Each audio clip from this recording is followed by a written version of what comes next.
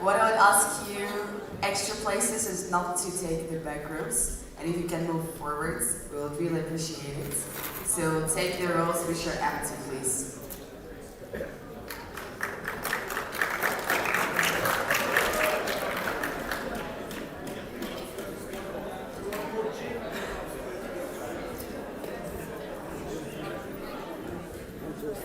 Extra places and alumni, can you please not take the back rows and move forwards?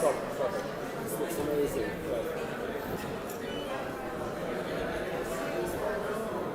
So I check the code here.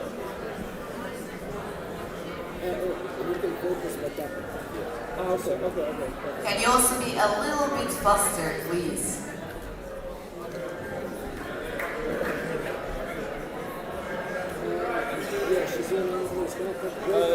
Those that got the point and are standing up, can you clarify for those still sitting that they have to come forward? I can't hear you.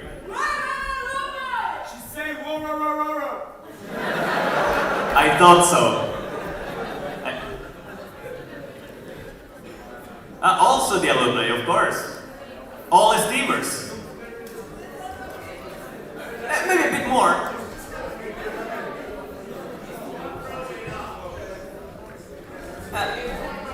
Do your best, Lasse. Thank you, everyone, please.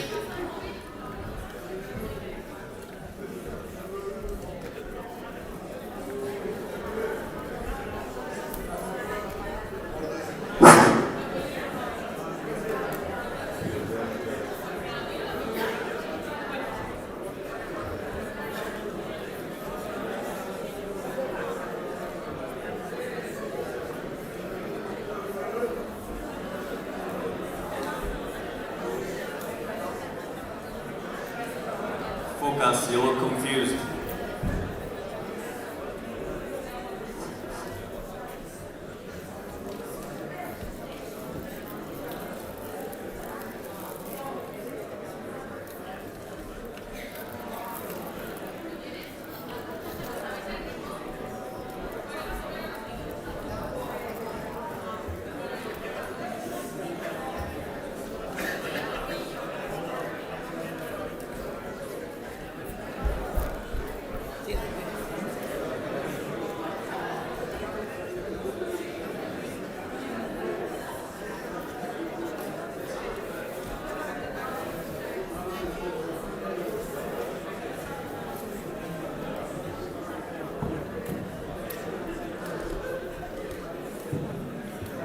Can somebody check if the guy in the back is dead?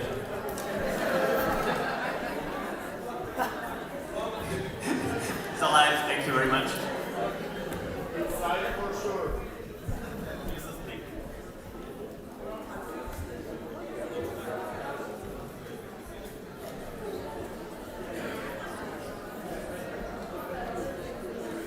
Alright people, then we are starting and I open agenda point 59, quorum of the council and enlistment of the votes by proxy. Good morning everyone. Since, as you may have seen, we are a bit late, let's try to be efficient and we start with local group Aachen. Thanks for your efficiency. Local group Ankara Bilkent.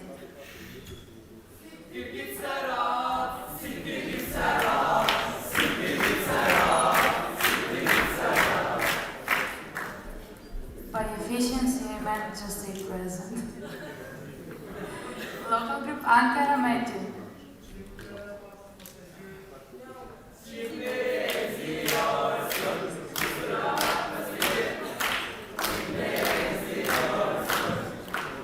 Thank you. Local group Auvergne. Thanks for your efficiency. Local group Aveiro. Thanks for your efficiency.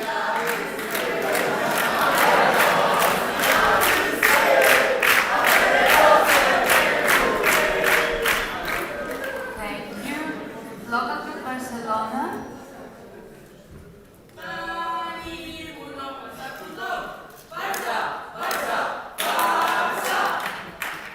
Thank you. Local group Belgrade.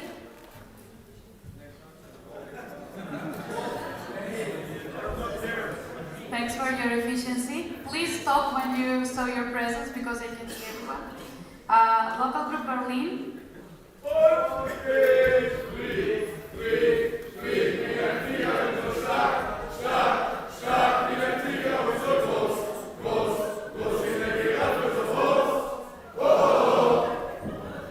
Thank you. Local group Braunschweig.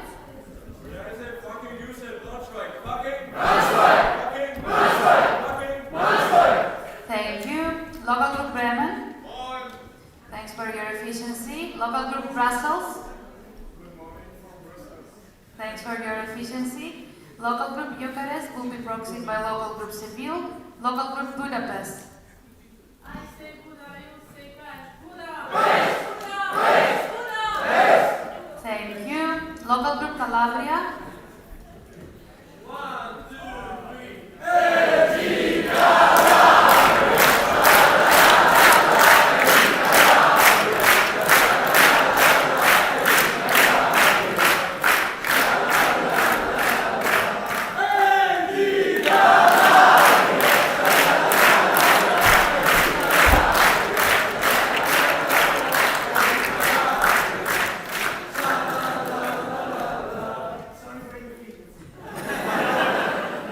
Thank you. Local group Coimbra.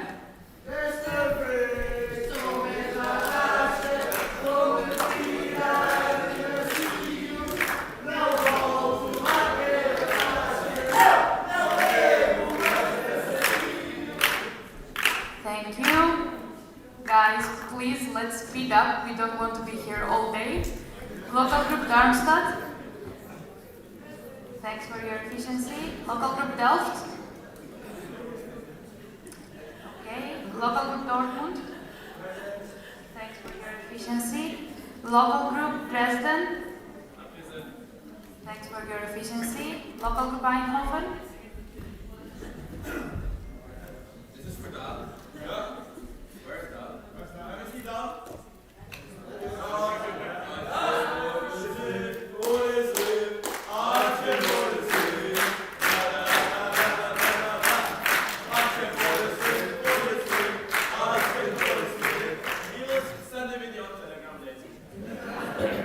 Thank you.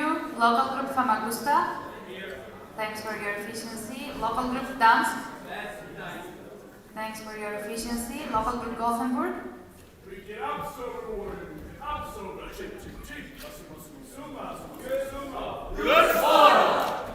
Thank you. Local group Graz, excuse themselves.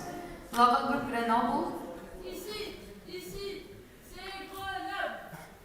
Thank you. Local group Groningen. Thanks for your efficiency. Local group Hamburg. Thanks for your efficiency. Local group Helsinki. Thank you. Local group Ilmenau.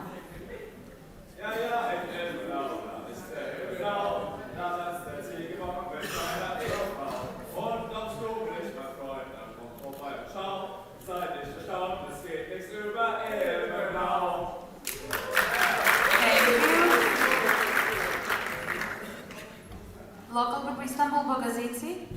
I say Sula. You say bus. Sula.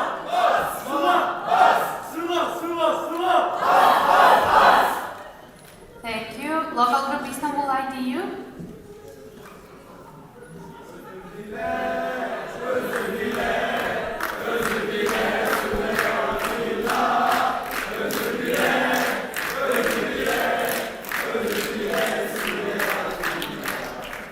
Thank you. Local group Istanbul Yildiz.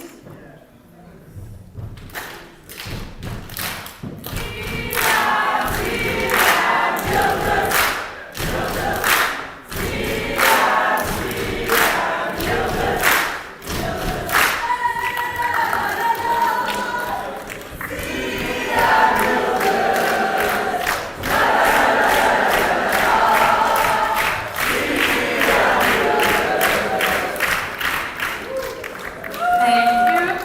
Local group Izmir DU. Thanks for your efficiency. Local group Izmir Economy. Thanks for your efficiency. Local group Kaiserslautern. Thanks for your efficiency. Local group Karlsruhe. Thanks for your efficiency. Local group Karlstad.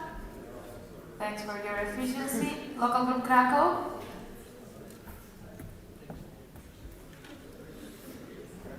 Local group Kiev.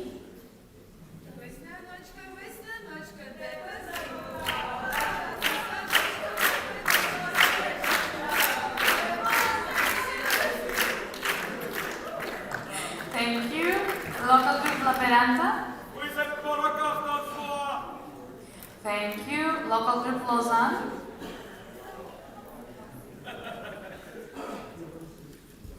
Local group Liège.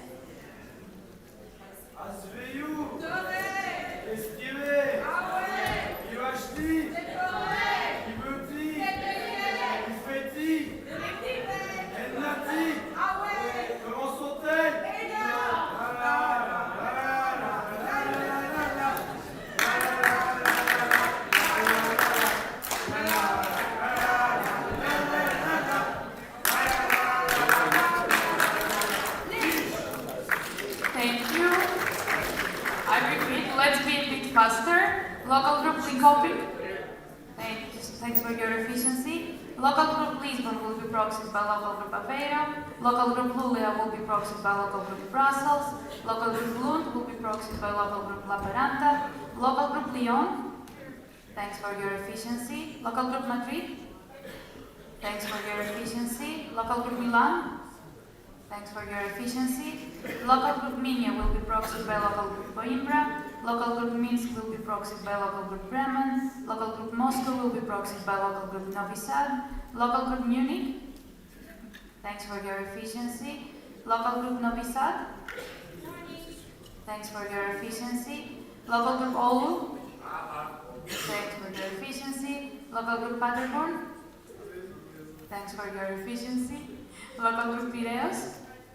Thanks for your efficiency. Local group Porto.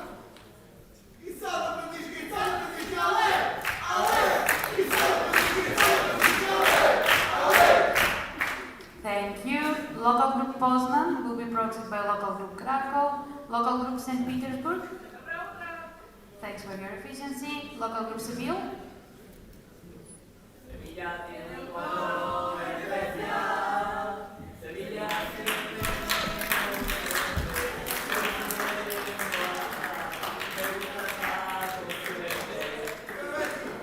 Thank you. Local group Zigen.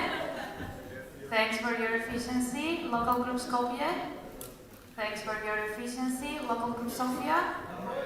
Thanks for your efficiency. Local group Stockholm will be proxied by local group Helsinki. Local group Tallinn. Thanks for your efficiency. Local group Tampere.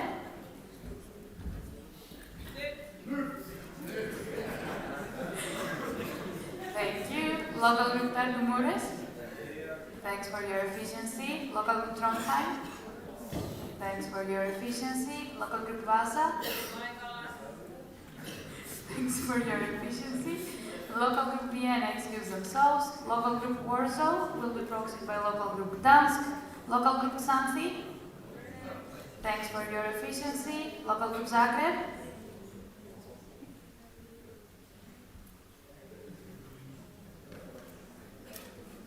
Let's continue with guest local groups. Local group Cartagena.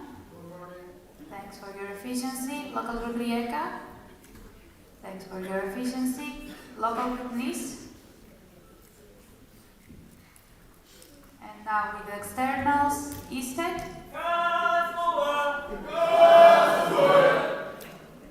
Thank you. And VWI. Thanks for your efficiency. Local group Delft. Local group Krakow. Local group Lausanne. Local group Zagreb. Then we are done.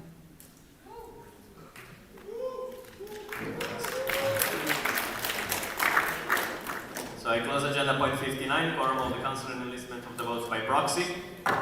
And from now on, I will have to ask in questions and answers to be very short because I have to open agenda point 60, application for the 33rd Board of Esteem.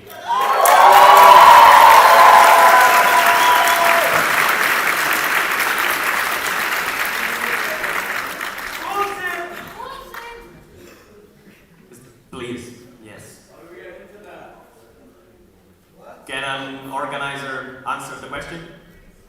The question is, are we gonna get internet? Approach them in a break. Okay? So, let's start the first round of application. It will be the position of Vice President of Activities. And I would like to invite to the stage Sara.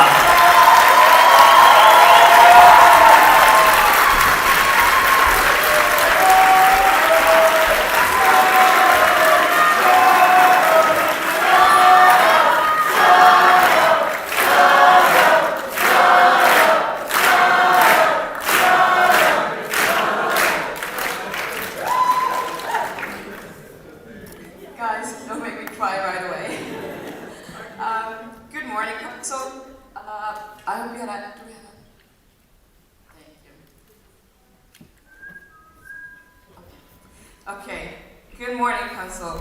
I hope you had a great night last night. You might be feeling a little tired, but don't worry. I ask you to stand up and follow me.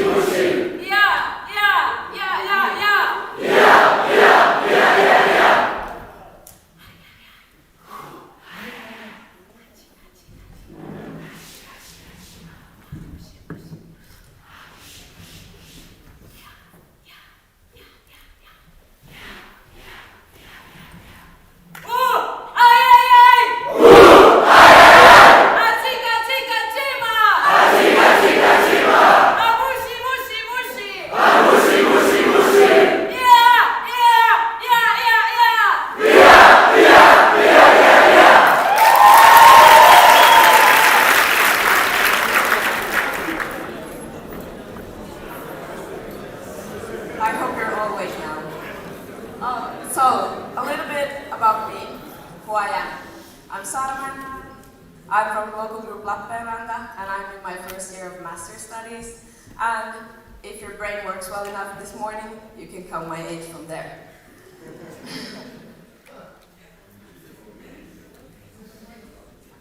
Okay. As you might have noticed, I'm from Nulau, which is capybaras. A little bit about me: I like dancing and drinking games, like also drinking, but also board games.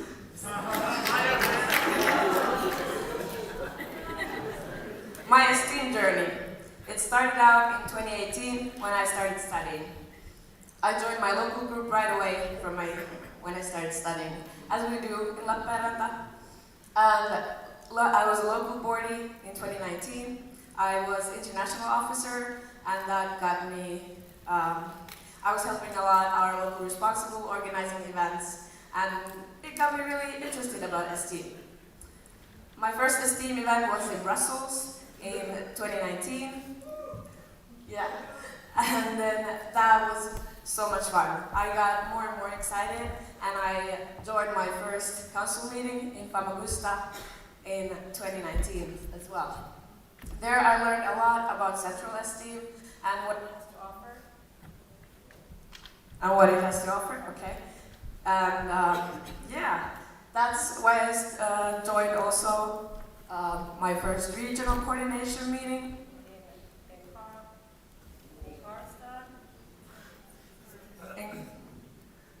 No, it's okay. Oh, so in Kronstadt, to contribute to our network and to our local groups.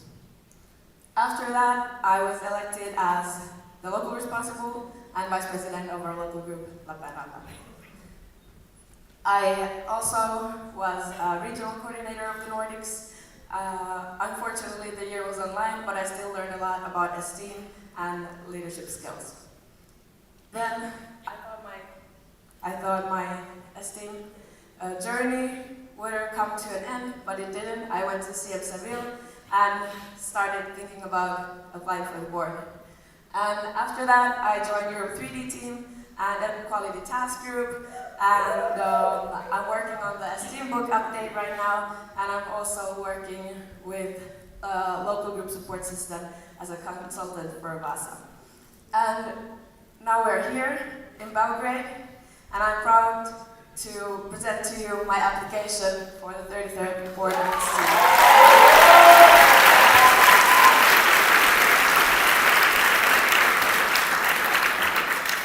So, we have had a tough few years. We've been online, and we have a new generation of esteemers that have started their journey online, which is great. But it's also important that we have good quality events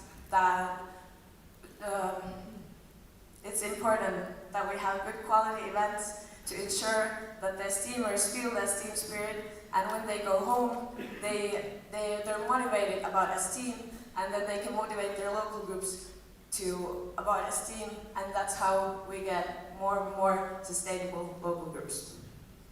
My first goal is to provide good quality in both online and offline events. This I would do by using a quality task group for organizing training sessions on event organization, on different aspects of it, on a regular basis. We did this in January, and it was working out great, but I would like to have more of them, and if there is no demand for it, we could do them by demand for future events that are coming up. Then a process for service leaders.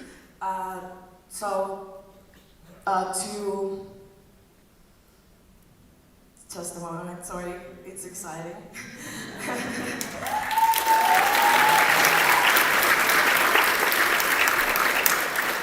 Thank you guys, thank you. To work with Event Quality Task Group to develop a process for service leaders to contact local groups before and after an event to improve the quality.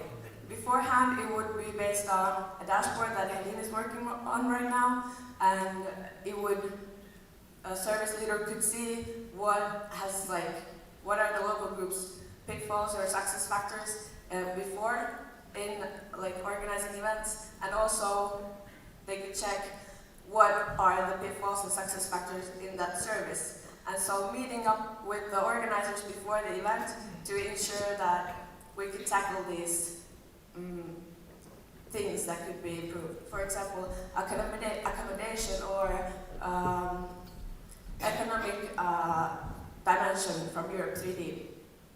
Then afterwards, implementing the new feedback form, and then also actually having a meeting with the service leader and the organizers, so that they could see what went wrong, what could have been better, to actually make the good quality happen. Then my second goal, to help local groups in esteem to be more sustainable. And this is what I want to do. I want to make sure that central and local groups are collaborating. Central esteem and local groups are collaborating more.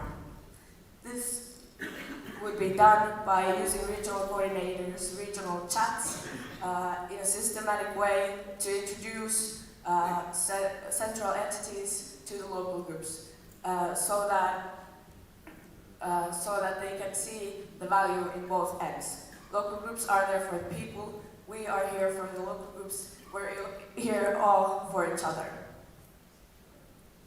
And then knowledge management. It's been hard due to Corona. Tacit knowledge is it's tough, but it would be important for me to help the local groups have the knowledge that they need. So you have seen the presentation about Members Drive, making sure that in Members Drive there is the needed information about organizing events, best practice documents, but also collaborating with services, because a lot of them are making best practice documents, but we don't want to overwork them.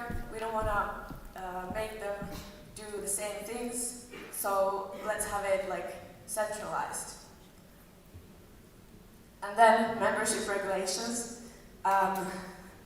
We will see how it goes, but still assessing how it will work, how it works for online events especially, and then reevaluating them if it's needed, and then changing it if it's needed, yeah. So, and then last but not least, spreading the esteem spirit. What is the esteem spirit? Do we know? It's a hard question. We feel it, right? We feel the esteem spirit, but what is it? What is it for different generations? What is it for new esteemers? What is it for alumni?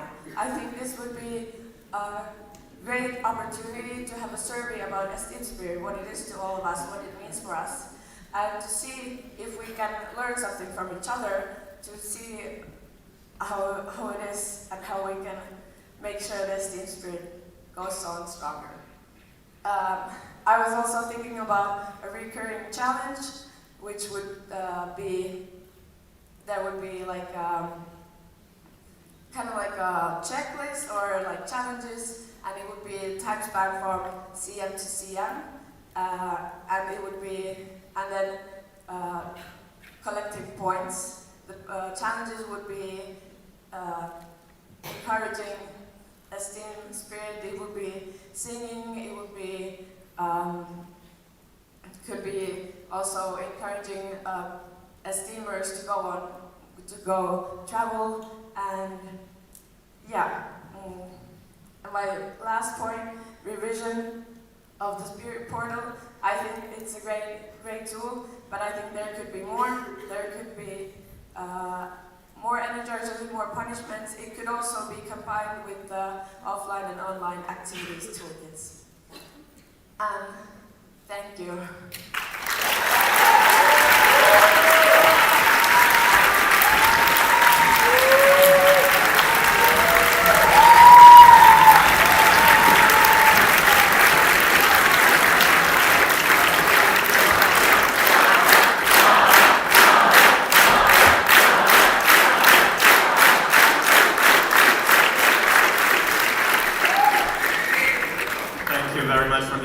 And before continuing, is there any other applicant for the position of Vice President of Activities?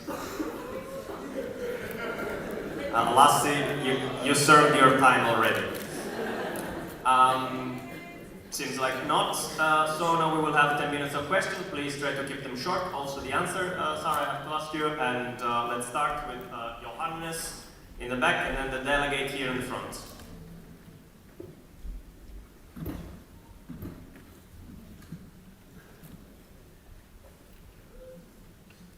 Hopefully it's on. Johannes LXIV Vaasa. Thank you. So I would like you to elaborate a bit more. Like so many LGs are getting warnings for mostly due to the lack of events. How do you make sure that it's only a one-time thing and it's not going to happen again? Can you repeat? Sorry. Like, how are you going to make sure concretely how? Because a lot of local groups are getting warnings now, but they're mostly due to lack of events. How do you concretely plan to tackle that problem? Is that the LGs who haven't had any events are going to organize new events now? As I said, what motivates people is going to esteem events. So getting people to travel would be the first step, and then going back home would motivate them to organize maybe events in their local groups. And I think even even though in some countries Corona is gone already, but in some countries it's not. And I just think it's been a tough time, but just having people spreading the esteem spirit, I think it's a fluffy answer, I'm sorry, but it is what made me want to organize events in Lappeenranta, that was going to an event. Thank you very much. Just to remind you to have shorter answers. just a bit. Now we have the delegate in the front, and then we have Sarah in the very back. And remember, people, tomorrow we will have another round of questions to all of the applicants together, so don't worry if you don't manage to ask your question directly today. Anna Kunilovic, Children of Petersburg. Do you have any ideas or plans of how to help prior Baltic regions, LG local groups, to feel comfortable in the new regions right now? Thank you for your question. To make Baltic local groups to feel more welcome in their new regions, I think collaborating with regional coordinators to maybe even organizing an event in like people, steamers from Baltic region, if it's possible, could maybe organize an event in a different local group, but act as the organizers, and maybe that would bring the regions together. Thank you. Congratulations on your application. Thank you. Thank you very much. Now we have Sarah and then Luis. Sarah Masura Local Group Istanbul Yıldız. Congrats on your application. Sorry for my voice again. About your goals, about the training sessions. With who are you going to plan to deliver, and to who, and where, and how? These are my questions. Thank you. Okay, thank you for your question.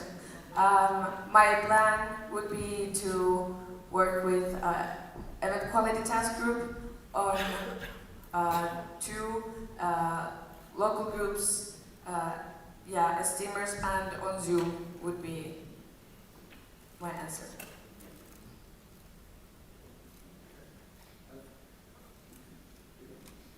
Then we will go to the delegate in the front. Hi Sarah, my name is Luis Metzger of Berlin. Hi Sarah, thank you so much for the application. It's great to see you up there. You tackled the problem, or you tackled a different kind, reviewing with all the local organizers the different events. Sorry, can you speak a bit louder? Yes, gladly. You told about reviewing the different events for different event types, yeah? With usually 180 plus events, how are you thinking you can manage or maybe outsource this kind of huge task? I'm sorry, can you repeat your question? If I understand you correctly, you understood that you wanted to talk with the local organizers in order to better those events, right? With 180 plus events every year in a regular year, how do you think you can manage that? I think there could be in services, in the teams, there could be like a specified position for that. Okay, thank you so much. Thank you very much. Now we have the delegate on the front, and then you can pass the microphone behind you. Hello, Deco Farah from LG. No, you can ask. Deco Farah from LG Pergunta. First of all, I want to say congratulations on your application. Our LG is extremely proud of you. And after that, I want to ask, there's this occurring problem where events are getting cancelled because of lack of participation. This could be due to different things, like the fact that the portals may be oversaturated with events. Do you find this a problem? And if you do, how do you think you want to take action in this? Yes, I find it a problem, and I think making the process of organizing an event, just make it start earlier, to have it on portal earlier, and then promotion. Thank you very much. And with the microphone, yes, I the delegates. Thank you for your presentation. And my question is, you said you want to spend the rest... Sorry, can you say name, surname, and local group? Oh, sorry, yes. Kristina Szegő, Budapest. So my question is, what is esteem spirit for you? It's the people.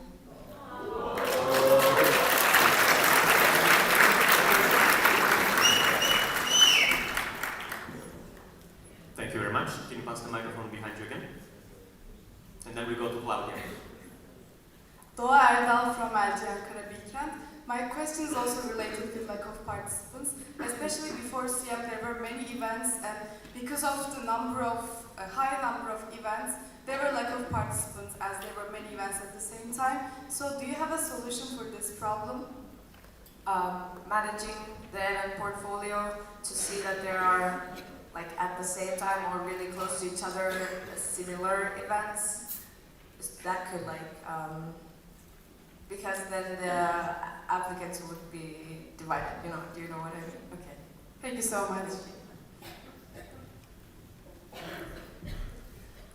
If we manage to be fast enough, we can have all of the questions that are standing up right now. Okay, sorry for my voice.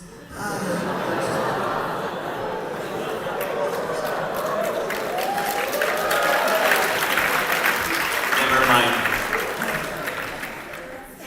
This is team spirit for me. No, I'm kidding. Claudia Logan from Seville. Okay, there are some LTs that they have no idea about central STEAM and not really a STEAM spirit. No one in the board, no one like they're recruiting people and doing their stuff in the LT, but just in the local level. Could you elaborate a little bit on how you would solve this lack of awareness about central STEAM and STEAM spirit, please? It could start with regional coordinators. It could start with having central STEAM event in a near local group, and then maybe having one day in the other local group, and then just fun day of promotion. Okay, thank you very much. Thank you very much. And the secretary is asked if you can send them the question in text. Oh yeah, sure. Thank of you. course. Let's have the delegate first, in the very front. Well, not very, but still the front.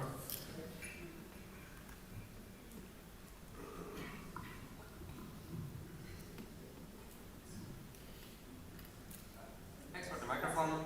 Hello, Maciej Flex, LXIV, and they have asked about the, like, for example, if there would be like, imagine in fact there are two sections that are in cities which are relatively close to each other, and they could want to do an event together to both generate a bigger audience and also like, have you like considered like two sections made an event together, like how big would it like have to be, for example, to have it like eligible for that limit of participants, like that both sections count that as the yearly event that they have to organize. Do you mean that if two local groups organize it, how would they need to organize it for them to count it as for their requirements? Yes. I actually haven't thought about that, and it's a good question, but for now I would say like doing an offline event in two cities. For example, there was activity week in the Nordics with Gothenburg and Helsinki, but on the portal then again it needs to be one local group. So that's a good question. I would need to think about Yeah, that. because it could be like the case. Sorry, is that another question? Or No, is I it? just wanted to ask something, because like it could be a case where like both cities have, for example, put like a similar amount of effort. So it's like it wouldn't be good like make one in a better position and that one in the worse. Thank you for your answer, and could the next one? To no one. I'm sorry, the time is up. So sorry for the people in the back. I will try to prioritize you for the next questions if possible. And remember, you can both ask your question on Pigeonhole directly or tomorrow again to all of the applicants. Thank you very much. Thank you, Sarah, for the application.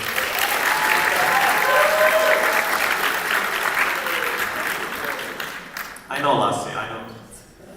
It's a tough work. Okay, now this was all for the Vice President of Activities. We are moving to another position, and we will now start the application for the Vice President of Administration. I would like to invite you to stage the first applicant, Alexander.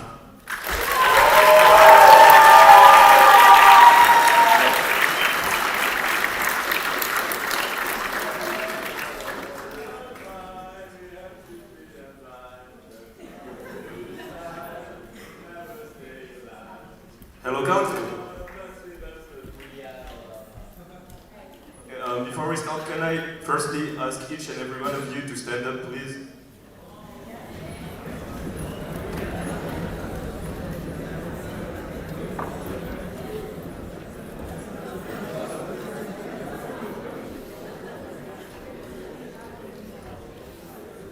Each and every one of you, I said.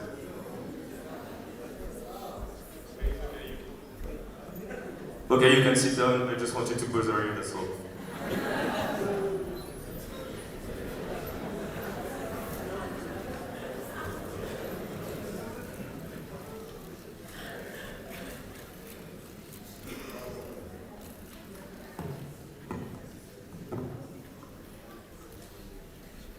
let's imagine you are sitting in front of your laptop, but this time you're a bit nervous about opening it because you're about to do something you have never done before and meet people you have never met before.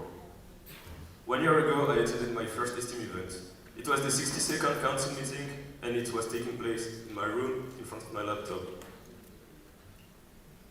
When I opened my laptop this day, I had a very imprecise idea of what Esteem was about to look like. And when I closed it 4 days later, I wanted to become a board. That's why I'm standing today in front of you, honored to announce my application for the position of Vice President of Administration of the Sarissa Board of Esteem.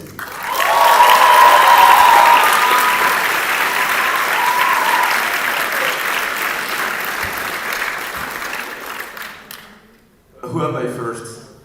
My name is LXIV, I'm from local group Lyon, I'm 22 years old, and I'm currently in my 4th year of industrial engineering. When I'm not traveling at the other side of Europe, I really love music. I used to play as a DJ. I also really love sport, especially when it's about long time suffering. When I started my studies back in 2017, I was entitled in the target group of Esteem in my university. Therefore, I spent like more than 3 years in my studies without even being aware of the existence of Esteem. During that time, I was still having so many experiences in which of them I became like the president of a student technical organization in my university. I was also the head of one of the biggest events of my campus that is gathering more than 2,000 participants. And then COVID hit. I started to study at IEM, but my local group decided not to do anything online, so I guess it was still not my time. But finally, I heard about this team when my local group realized that nobody wanted to apply after them. And after some discussion with them, I decided to become the president of the local group. But the real moment when I really understood what this team was about was during the 62nd council meeting online. This event was a life-changing experience. After that, I got so motivated starting to join a lot of entities in Esteem. I started with Activity Week in the Intercultural Development Department, when I learned a lot about how our services and departments are working. Then I joined Event Quality Task Group. That was a completely different area in Esteem. And finally, I think my best move was to join the Knowledge Facilitation Committee, because there I had the opportunity to work in what was already, to me, one of the main problems of this team, it's knowledge management. And I also had the opportunity to work closely with ITC on IT-related topics. While holding those 4 positions at the same time, I attended the 63rd Council meeting in Seville as a trainer, and lately, I attended Esteem College, which is the most strategical event of Esteem. But after all that, what is it I want to have an impact on in Esteem? I will start, of course, with knowledge management. I will look to IT infrastructure, council meetings, data protection, some board goals. Knowledge management has always been to me like one of the main areas that needed changes in Esteem. That's why I firstly want to implement a clear, always updated, and easily understandable content storing system. To do that, I want to put in place the same type of content, same place of storage approach, and I also want to put in place an organization that enables us to easily and continuously update our content. But knowledge management is not just about storing files, it's also about sharing information. That's why I want to put in place a reliable and efficient flow of information inside the network. To do that, I want to increase the impact of the active mailing list that is currently not reaching the entire network. I also want to avoid spamming to ensure that important information are not getting lost, and especially by developing the usage of announcements channels. I also want to focus on onboarding, because onboardings are like quite a highly crucial time period in terms of knowledge transmission. And finally, I want to develop the usage of videos. I want to offer to every esteemer the opportunity that when you are wanting to learn something, you can either choose to read a written document or to watch a video with the exact same content. But the thing is, when we want to change a lot of things in Esteem, most of the time what is taking quite a lot of time, and what is the limiting step is when we have something to do that is related with IT. That's why I want to ensure our websites are easy to use and easy to update. To do that, I want to focus on the promotion of IT committee, because currently the committee is not really sustainable. It's composed mostly of old estimers, and it doesn't have enough human resources to deal with the huge workload they have. I also want to develop the usage of WordPress. It's really easy to edit. And finally, I want to push a user experience-oriented culture in Esteem. But one of the main responsibilities of the VP of Administration is, of course, council meetings, and you're all aware of that. So the first thing I want to do is, of course, to support as much as possible the two local groups that are going to organize the 65th council meeting and the 66th after all, and especially the 65th, because I know organizing a council meeting in such a short time can be really, really hard. Then I want to make sure that every delegate is able to follow and understand the discussions that are happening in the council meeting. And to do that, I want to develop the concept of council meeting preparation by making sure that they are happening in every region and that the majority of delegates are attending. Then I want also to use council meeting to gather feedback from the network and to make sure that the board is always aligned with it. And to do that, I want to develop and improve the concept of open discussions. Another main area of the VP of Administration is of course data protection. I want to continue the work of the previous VP of Administration on that field by guiding Esteem on its way to GDPR compliance. To do that, I firstly want to raise awareness about the topic, because I think it's highly crucial that every esteemer is aware of that if we want to make big changes regarding this topic. And then I want to focus on our website, because I guess they are the place that needs the highest amount of work regarding GDPR compliance. Finally, as a board member, I would suggest to work on two things. The first one is I really have the feeling that we could improve the way our departments are structured. I think we could develop collaboration between our services instead of just coordination. To do that, I would like to lead a collective reflection during the entire year for this topic to be raised, because I think it's really important. And I would like to involve the department coordinators, the service leaders, and whoever is interested in the topic. And finally, my last goal is, I have sometimes the feeling that central esteem is becoming too much central-oriented, and that there is maybe a risk of sometimes losing the connection with the daily life of a local group. And in that way, I would like to collect satisfaction from every local group regarding all the working areas of central esteem, especially, and to do that in the very beginning of the mandate, and to be able to use the results of that as a safeguard for the board to work during the year. Finally, why me? First of all, I had 3 leadership experiences. I was president of a student organization, I was head of the biggest event of my campus, and I have been president of my local group. And I really think that those experiences that were outside of Esteem can bring a lot of value inside the board. Due to my Esteem experiences, I have a lot of knowledge regarding the working areas of the position. Since till last month I was still a local boardie, I think I am still very connected to the perspective of local groups. And of course, I have a sincere passion for this network. And I want to finish this presentation with a cheesy quote: "We will sleep when we'll be dead." Thank you.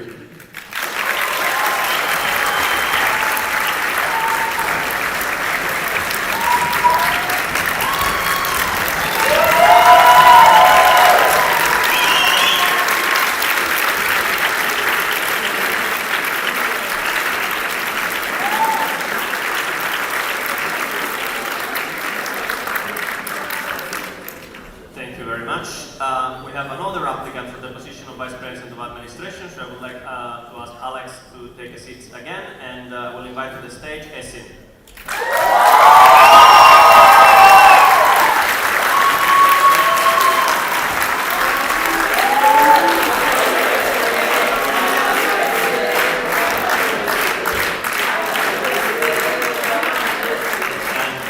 AC starts, please make sure that your neighbors are still alive, especially the one with the sunglasses. They haven't been moving for a while, and that worries me. All right. Okay. Good morning, dear council. It's a great pleasure to be here with you today. So, to start, I would like to ask you to imagine 3 years ago, when only a person was 17, just joined university, very, very nervous, and first time addressing, meeting people from esteem in an event as an organizer. And for this person, meeting only people in one event was already enough to understand how our network works and motivated me to continue even more. So today I want to present, I'm much less nervous and more confident, and I'm happy to present you my application for the Vice President of Administration.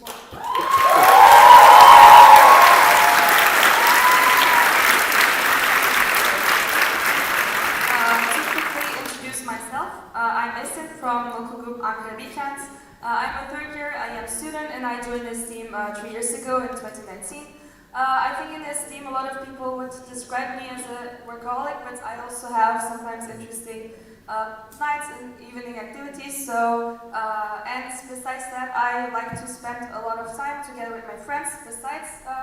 And I also have an amazing dog, for I have like 12 years now, which you can see in the picture.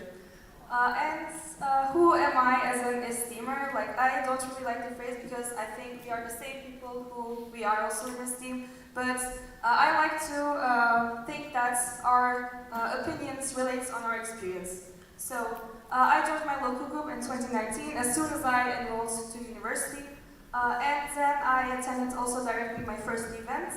And since I wanted to learn a bit more on how Central Esteem works, to get to know a bit the international side, I worked in the academic development department in the knowledge management and external relations area on my first year in Esteem.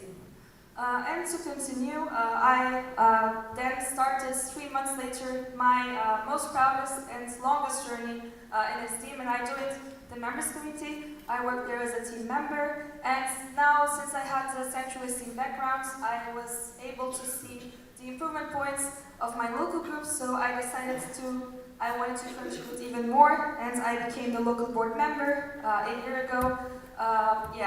And then on top of that, I also attended the mentoring new trainers, which helped me to become a trainer and helped me to organize my thoughts in a more structured way and communicate with people in a more effective way. But combining all my experience as a local board, as a centrally active person, and as a trainer, I noticed something very special about our network, and it's all about local groups. Everything we do, everything we work for, our needs, our demands are dependent on local groups, which encouraged me to apply for the members committee leadership position, which I'm also currently holding. Together with regional coordinators, we were 18 people in the committee, and we achieved many different things together. And this not only helped me to acquire leadership skills, but also learn a lot about our values, our purposes and features as a network, and how we can move forward and the direction we are heading to currently. And besides that, until council meeting, I attended many events as a trainer. I attended Recom, LR Forum, board training events, council meetings. Also, I was quite active on many online events to meet people and help them through the journey. So, I was here for 3 years, and I wanted to quickly summarize. Experiencing both local and central level helped me to get a comprehensive picture of our network and see how everything is going. And also it helped me to develop a strategic mindset and make milestones, how we can proceed in our network towards the right direction. And delivering many training sessions also helped me to understand how we can grow in collaboration together with other people. We are here all together. And also having backgrounds in working with IRs and MRs also helped me in my members committee journey. All of this made me also ready to take the next step. That's why I'm also here together with you at the moment. So now I would like to talk about which points I would like to address and what I want to achieve throughout my mandates. So starting with internal communication, I think it's a quite important point. I'm a person who believes that if we want to achieve something, we need to make sure the whole network is aligned, and we can only achieve that with making sure we have a flow of communication with involving and having feedback from all of our active members. So how I want to do it is by revising the current communication channels we have, what is the purpose, why are we using it, and what is our target group, and improving internal processes as handovers, onboardings. We were already organizing LR onboarding in members committee, but I would like to see how we can make sure that the knowledge is transferred in a correct way to also all of our internal stakeholders. And lastly, I would like to provide more joint value creation opportunities for our actives and involving as many people as possible with feedback.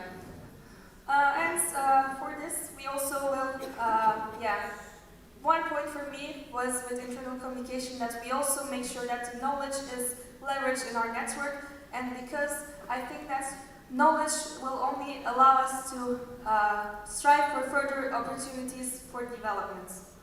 And for this, I would like to focus on the knowledge management and utilization, and I think as a team, we need to take a step back and see, okay, how many information do we have, what do we want to address, what do we need, and then make sure that we are only not on data and information, but we actually turn our information into learning points and utilize it actively through the mandates.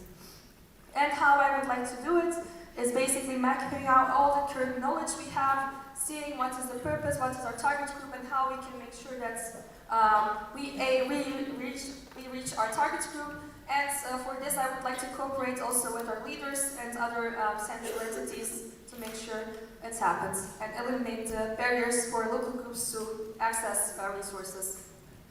And to continue with GDPR, again, admin goal, not the most entertaining, but it's quite important for our network to be compliant. Besides following up on the previous admins, I would also like to focus on supporting local groups to become more compliant, since I see this as our responsibility towards our members. What about IT? I almost hear you asking it, and here I would also like to focus mostly on human resources. At the moment, IT, like a portal, is live, but we have mostly only very experienced people helping us to build ITC and maintain our current work on the portal. That's why I would like to also focus on capacity building and human resources and involve more people throughout my mandates, so we ensure that the knowledge is transferred in the correct way. And besides that, I would also like to focus on monitoring. I would like to study cookies and other different tools, so we actually check the statistics to see how we can even make our portal more user-friendly. And for this, I would also like to focus on creating a dynamic working environment with the related entities on the central level. And last but not least, council meetings. Of course, besides supporting the organizing local groups, one of my goals was to also involve more people. At the moment, as you can see, it mostly goes from centralist team to local groups. But I think this role should be both-sided. So I want to include also more of our local groups so they can also benefit from joining council meetings more. And for this, I would like to also focus on centralized and standardized council meeting preparations. We already started to work on this with RCs this year. I also joined a couple of them, but I would like to follow it and make sure that all the delegates are able to reach the knowledge they would request. And I would like to raise involvement to make a buddy or a mentorship system to make them also feel included and can ask every question they want throughout the council meeting. I would like to work on our also working group and training sessions, giving actives the opportunity to share the outcomes on stage. Could be a good way where we can also include more people and share the outcomes together, where we can also discuss it together with the network. And I would like to implement a daily feedback evaluation, so in case we can see something right away, we can fix it for the next days. and yeah, having the feedback always continuously throughout the events. And as a boardie, I would like to focus on supporting our leaders and all of our local groups. Of course, I worked in MC, so it's still my passion to work with LGs, LRs, so I would like to continue that, but of course also all the other internal stakeholders we have as leaders. I would like to continue the work to implement our strategy, and yeah, I would like to make sure we grow in collaboration together with all of our members. And I would like to conclude my presentation. I think if elected, I will not hear you, but I would like to listen to you, because for me, esteem is most importantly people, and we, like every memory, everything we share together with someone here, and I think this is the most special thing we have as a network. Yeah, I want to be there for everyone I can reach in my board here. So thank you.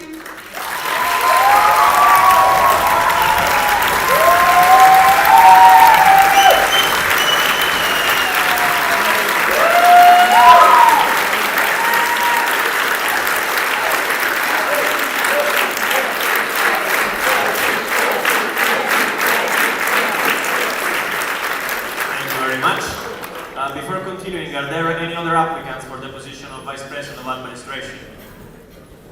I don't suggest it, but... No? Alright, then Alex, can you join us on stage? Now we will have 10 minutes of questions for both of them, and I can already see this all is not happening. I want to prioritize the delegates and the people that couldn't ask their questions before. Let's start with Moritz in the back.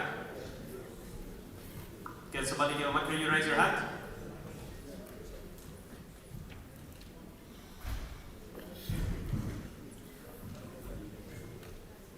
Hello, Moritz, LG Berlin. You both listed a lot of things that you want to do. In terms of our urgency, what is the first thing you want to tackle in your mandate? I was expecting that question. For me, of course, I would mostly like to focus on our internal communication and knowledge management, firstly. But of course, I'm still planning to also achieve all my other goals that I just presented. Okay, and to me, the priority I'd say is IT committee. Because if IT committee is not sustainable, it has a high potential of just his team not being able to work anymore. Because if we can't make the portal work, then we basically won't be able to have events. So IT committee is the priority. Thanks. Thank you very much for the short answers. Now we have the delegate in the front, David. In the very front. And then we will have Chris in the back.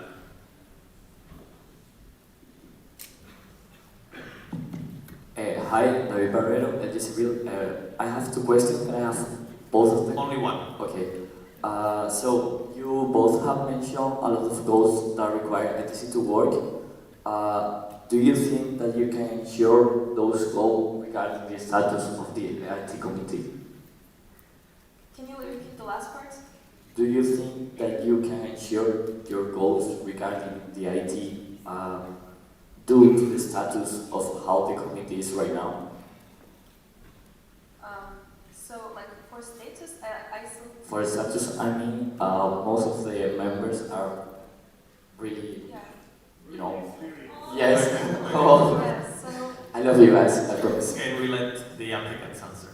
Okay, to me, it's mostly about human resources. So what I would like to do is promote the fact that it's not required to be knowledgeable already about IT-related topics to join the committee, first of all. And the second thing is I think there is a high potential if you organize an IT school in order to just explain and promote the IT field of this team to everybody basically in the network. I have one slide, if we can open it, that would be great. Yes.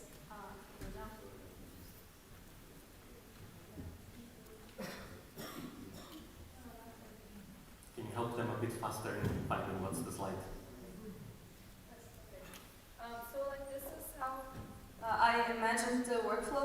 ITC. So I think we would first start with assessing the current situation and then have like together with the committee, the current members, how we can achieve the things so far. And then I think we can make training sessions, or of course IT School a hackathon with different events where we can also raise interest in esteem. And then yes, hopefully start working with new members. But I think like towards this, all of this timeline, we would still continue to develop the portal and work on user experience, hopefully. Thank you very much. Now we have a question from Chris, and then we go to the other delegate here in the front. So David, you can give the microphone, yes? And Chris first. Chris, can you raise your hand? It's already quite big. I knew it was coming. Chris from Gdańsk. I have a question to Alex. During your presentation you mentioned that you would like to revisit the way how the departments are working and you would tackle you would like to have more collaborations. So I'd like to ask you, how would you like to ensure that the work, that while the entities are working on collaborations between each other, they are not forgetting of their original purpose and that they are not becoming collaborations for the sake of collaborations? Okay, good question. I also have an extra slide, but can you come and select it?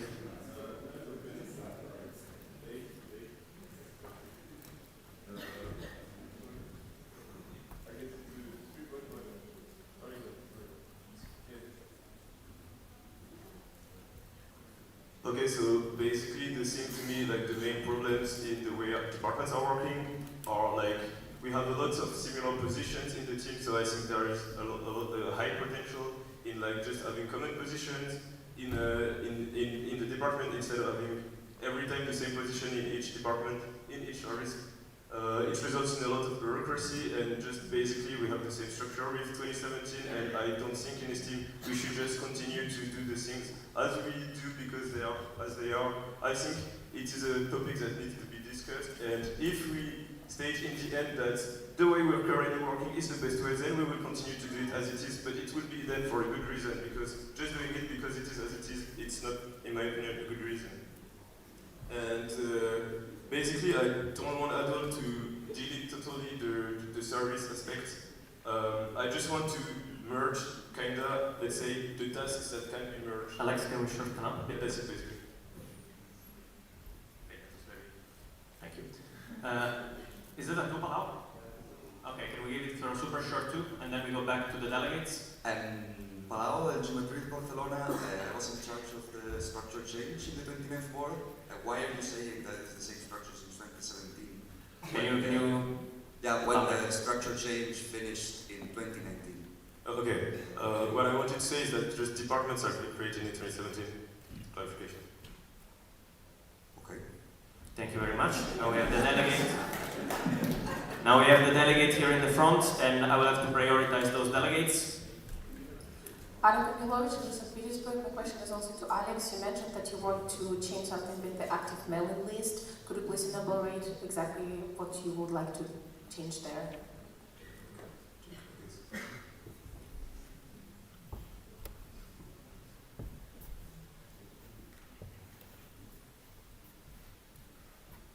It's this one. Basically, the fact is just that the persons that are currently subscribed to the active mailing list are not representative of all the networks. There are many local groups that have a lot of members subscribed and some don't. So basically what I would like to think about is to, by default, add the people, like the new person registered on the portal to the active mailing list and make it GDPR compliant in a way that if they don't want to receive those mails, that they can, of course, unsubscribe. So yeah, that's it. Thank you. Jean Pizarre from LXIV. My question is for Alex Hall. So, like, you're in a team like for 1 year and you don't have so much experience in S-team. And do you think it will be a constraint during your mandate if you're like elected? Okay, before answering, can you repeat the name for the secretaries? Jean Pizarre, LXIV. Okay, very good question, and I don't think it is. I even kind of think the opposite. Like, first of all, I had experience before his team, so I know how different different organizations are working, and I think it's a huge potential of innovation in this team. Then I really think that I joined this team. Basically, I haven't been a leader, not because I didn't want to, but just because I couldn't. And from the very first moment I joined this team, I have done as much as I could. And I think just the fact that I'm staying here right now is showing that I want to dedicate myself as much as I can to this team. And basically, I spent my entire year very close with leaders. I attended the college, I attended leaders workshop, and I kinda feel that I'm part of this leader generation, even if I'm not officially one. And just basically, I'm super curious about everything. I'm really willing to learn, and so I really don't think it will be a problem. And also to add, I really think that having the same types of profiles in the entire board every year is not something really good. I think having a different profiles can provide a lot of value, and especially just diversity is one of the main values of this team. So thank you very much. Real delegate? Black shirt? Well, currently, I guess. Are you or are you not? Yes. Yes, then please give the microphone to the delegate. The confused one. Okay. We're gonna have only this question. Sorry also for people in the back and delegates. Pigeonhole, approach personally tomorrow morning. Nicola Philip, LXIV. So first of all, thank you both for stepping up. I'm glad to see you both applying. I have a question about one of your main topics, knowledge management. You both prioritized it quite highly, and I want to ask, what kind of platform do you think would be best to facilitate that single source of knowledge, and how would you promote it to every esteemed member? Can you repeat the question, the last part? What kind of platform do you think would be best to facilitate that knowledge management, and how you would promote it to every single esteemed member in the network? So for me, what we have to do for me is firstly think about all the platforms we have. So we have internal pages, we have the portal, we have Ilium, we have the shared drives. And then I think we have to think, what is our target group? Is it to reach local board members? Is it to reach central active people? Or is it to reach all actives? And then I think we have to kind of match the platform together with the purpose of the channel. And for this, on how we can transfer this knowledge to the local groups, I think together with regional coordinators, making a visual document that can reach everyone, it's easy to understand, and then I think it will be easy for us to communicate it with the local groups, make sure that they're also on the same page and can find it. And I think Members Drive... I think, can you shorten up? Yeah, I think Members Drive that we prepared this year was also one step towards, that goal. Okay, well, personally, I think, can you open this slide? Just basically, personally, I think that the most important thing is that people have trust in our platforms, and to do that, the main important thing is that they remain updated. So to me, the better platforms are the ones that are the most easy to update. So basically, the best one is Google Drive. Sorry to say that, but I really think that putting a lot of documents on our website is not value adding. Unless it's really needed, then of course we can use WordPress, because WordPress is still easier to use than Portal, but Google Drive is the best way. Thank you very much. We have a technical before we move on. From Johannes.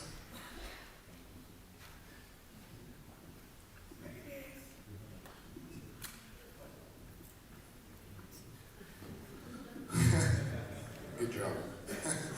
Johannes and LXIV. Even though we have the extra time for the questions later on, could we have extra time, as we now have tens of people who didn't get the platform? Bullshit. Or do I need to raise Seems like it's a big no. If you want, yes, you can, but I've been told there is no additional time. I know that everyone wants to ask questions, but when somebody asks, we have to decide, is this essential for the council to hear? And then in that case, raise the question. This would lower the amount of lost questions as well. We have a technical here in the front as well. Can somebody give a microphone to the delegate? Also remember, people, this is not the only way to ask questions, and questions on PGL board are being answered, and if they are not, please let us know so we can tell the leaders. Hello, Matias Juttila, LG Lappeenranta. Can we please make sure that the applicants are using a properly working microphone so it's not a distraction to both them and us?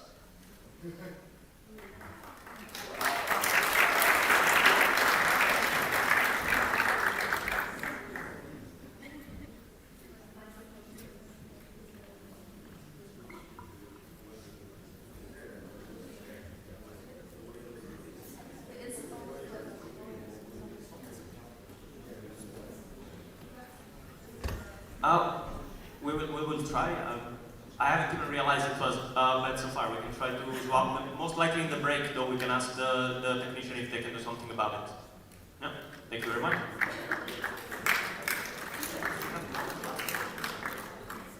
It's a bit difficult until the break to change anything about that. We will try during the break. Johannes, for the time it has been said no. If you want to raise a motion, sure thing. Just let us know. We continue. For now, this was everything for the Vice President of Administration. And now we are moving to another position, which is going to be the Vice President of Education.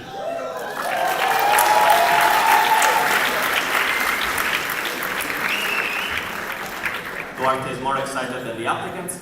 I asked the first applicants on stage. I would like Francisca to join us on stage.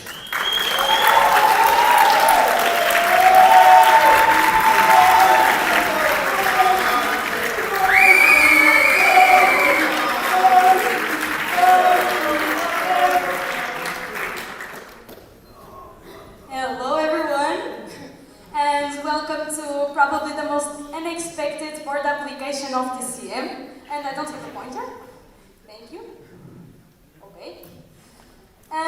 So, who am I? My name is Francisca Trigueiros and I'm from local group Porto, but probably you heard that too many times here in the CM. But the fun fact is that I'm currently actually living in Belgium, in Ghent, because I'm doing my Erasmus there during this semester.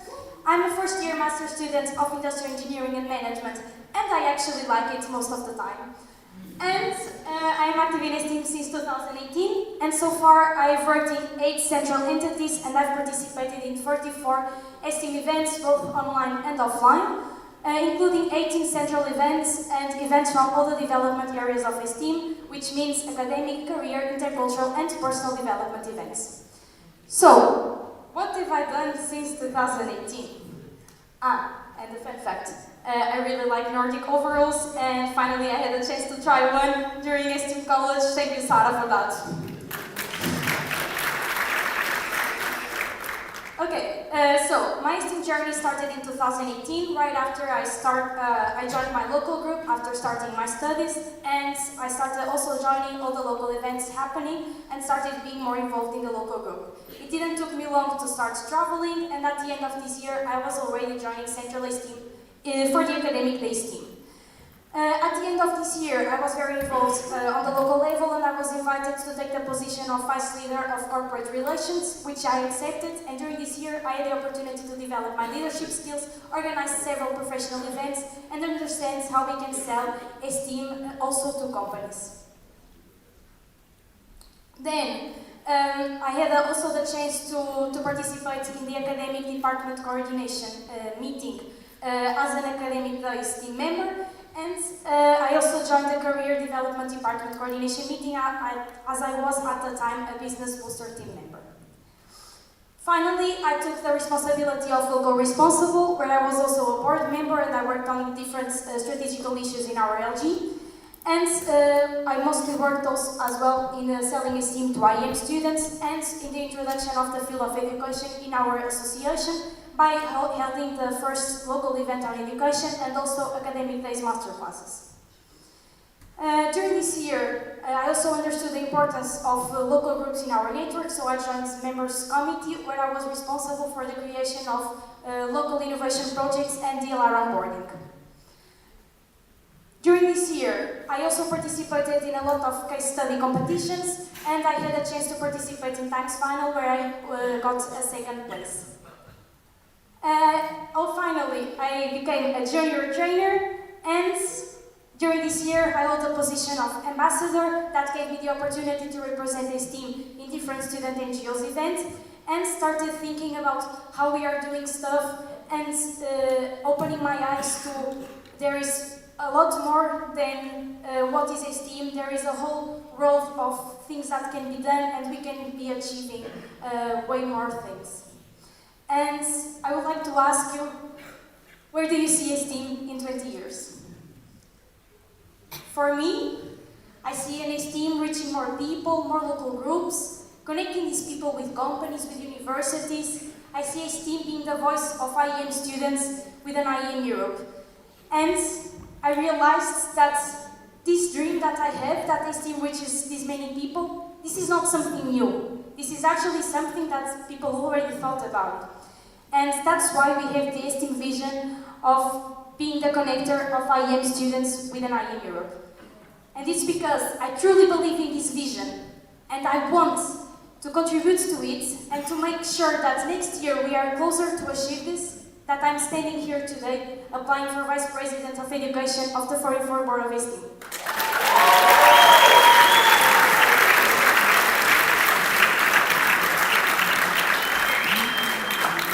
Okay, so we have this amazing vision, but we need to focus on something during the next year to be closer to it.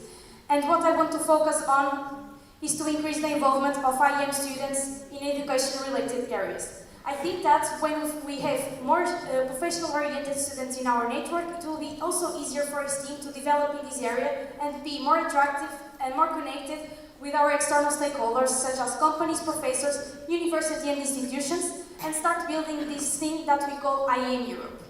So to do that, I developed some goals. The first one is to develop our professional offers. And starting with clarifying that by professional, I mean our academic and our career offers.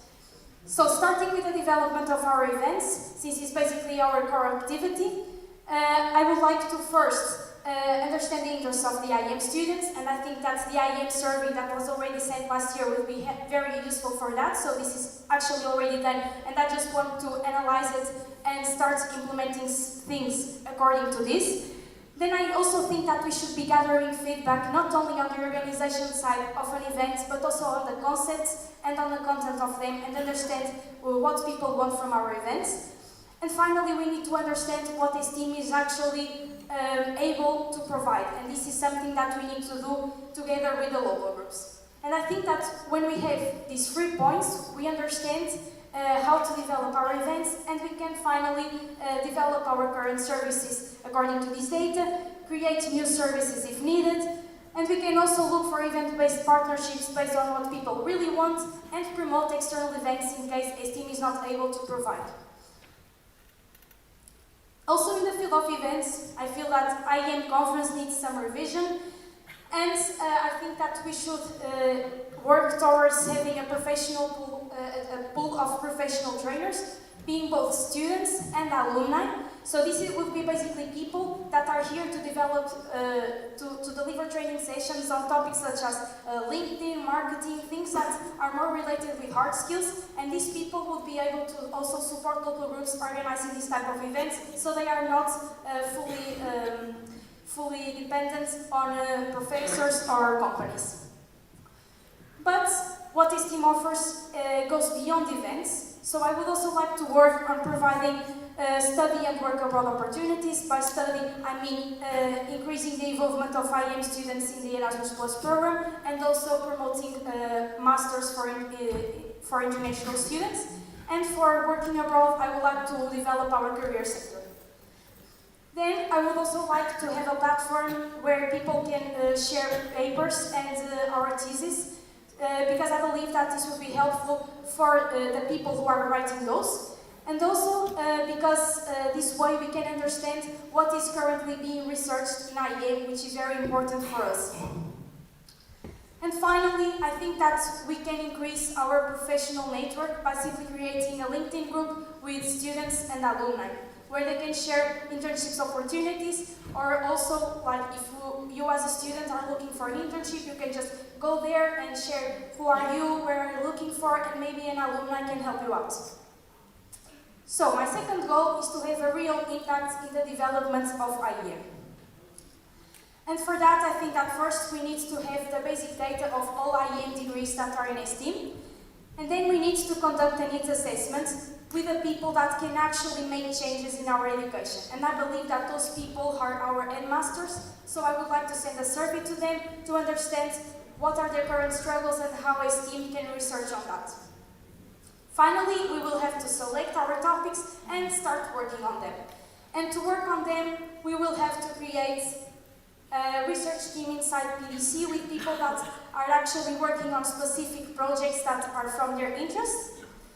We also have to understand if our current partners are able to support us in this research projects, and if not, we have to search new ones according to our needs. And finally, I would like to use local events to gather the opinion of IEM students with the things that are being developed in education, increase the involvement of local groups, and that's it. Okay, my final goal is about the connection with stakeholders. And starting with IEM students, our internal stakeholders, I would like to have a more opportunity-focused promotion, because I believe that there are a lot of people out there that might be looking for an internship or to go for a Lean Six Sigma course, but they are not really into the concept of STEAM as a whole, so we should be able to promote these opportunities directly to people, to what they really want. This can also be done through email newsletters specific for this type of offers. And finally, improving our follow-up after events. So for example, if you go to a Lean Six Sigma course, maybe then you will be interested in an academic days, and we should provide more information after events to retain these people. Finally, regarding our external stakeholders, I would like to increase our activity on LinkedIn and empower STEAMers to also develop their own LinkedIns, because I believe that this will improve our visibility towards external stakeholders. And once we catch their attention, we should also be able to provide them with more information so that they can actually partner up with us and be closer to us. And for that, I would like to have mailing lists that externals can subscribe for. So for example, your professors can subscribe to a mailing list of STEAM to know what we are researching for. If we need their help, we can just contact directly, etc. And improve the information that we have in our website about our opportunities and how to partner up with STEAM. Also, if I am elected, I'm not going to be only a vice president of education. I will also work as a boardie, and for that I would like to focus on two main areas. The first is social impact, and the second is the leaders' alignment and contribution to STEAM as a whole. To end, I would like to say that I have this vision. I believe in STEAM vision to be the connector of IEM students within IEM Europe, but I don't want to do this alone. I don't want to be the one believing in this, the one working for education, the only one that is dreaming inside this room. I want to do this together with you. So let's build IEM Europe together. Thank you.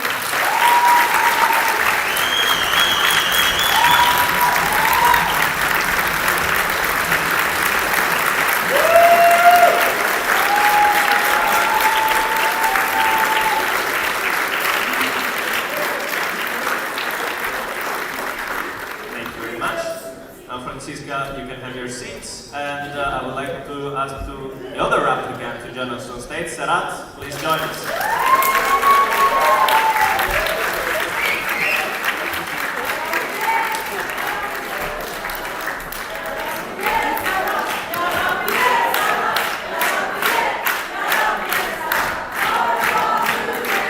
Hello, it's so nice looking at you from here. For clarification, Johannes, I don't know where you are. I yelled bullshit about complaining about time because it was on my bingo, okay? No hard feelings. And, well, I'd like to, before I start, thank each and every table I visited yesterday for getting me in this situation and giving me this voice. I would do it again if I had the opportunity again. But 3 years ago, I would never imagine myself like this as a party hard person. Or I would never imagine myself getting up on stage in front of a crowd of people and presenting my application for the board. As the quote suggests, to exist is to change. And we need to better ourselves, we need to change always, we need to transform ourselves to get to a better stage in our lives. And esteem has been the facilitator of change for me, transformation for me, and this is the final step of my transformation, to step up and apply for the Vice President of Education of the 33rd Board.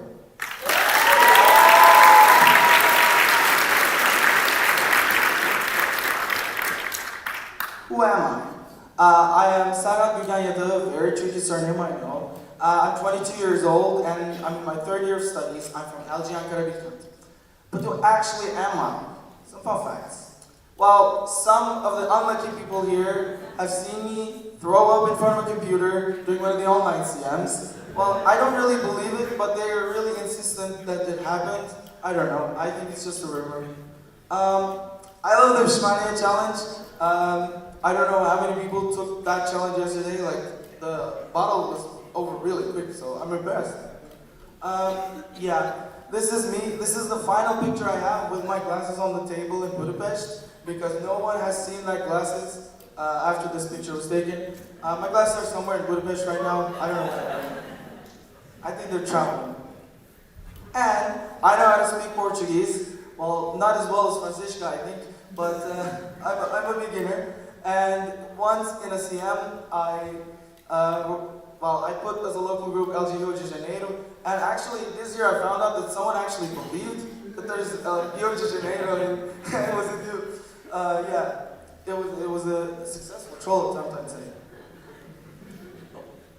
Okay, I'd like to talk about my transformation and esteem, because transformation is or change and transformation, personal development is a very big thing for me.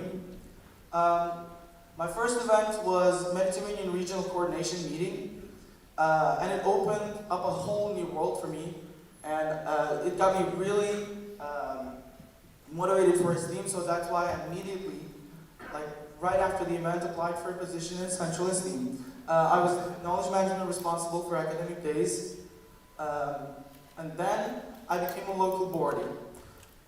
For Alexander Bikan, I was Central Esteem and Projects leader. Moving on, I wanted to have more central tasks, so I became the SD Talks coordinator. For those who don't know, this is the rebranded version of SD Presentation Game.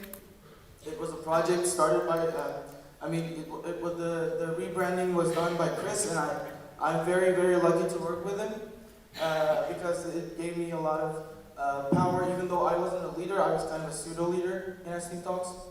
Then I became the leader of academic days in last year's CM, and yeah, I'm still the leader before the successor is elected. And I attended CM Seville as a service leader. I was the academic days leader there. And moving on to a closer time, in the beginning of this year, in February, I attended ST College in Budapest, where I lost my glasses basically, and where we talked about ST's deep issues. It was a very, very particular type of event where we really delved deep into what can be fixed within STEAM or what should we work on. And finally, the closest thing is I organized with LXIV Academic Days event in Lyon in March. So what are those level of science doing there? Like what actually these experiences gave me? So in my first event in Recom, it gave me the ability to see how much seeing people from the same region, same country with you, attending an organization like STEAM can help you actually appreciate the importance of it. Also, after being the knowledge management responsible for academic days, gave me the insight into how knowledge management can affect things like in a very, very, I would say, exponential way, because the better you manage knowledge, the further it takes you in your work, and it was a really important experience for me. Then becoming a local boardie helped me understanding how to approach newbies, how to recruit, and also how to organize events. Then being the coordinator of STEAM Talks was really big for me because it was it was a new pet project and it was a new initiative. It gave me the opportunity to be more free in the choices I make, and like you can really test out ideas there. And in contrast, being the academic days leader, you don't have that much room for change because it's a well-established service, and it gave me the experience the opportunity to innovate in a well-established service, which is not very easy, but I think we managed to still have some innovation in academic days. And then, attending CM Seville as a service leader, I became aware how much I'm accountable to the whole network. I mean, it used to be that, I mean, in online times, yes, we went in front of the computer, but now you actually connect with people that you're accountable to, that voted you in, that are expecting things from you. So attending CM Seville, I became aware of this, and actually after CM Seville, I started working much harder because I realized my responsibility even more.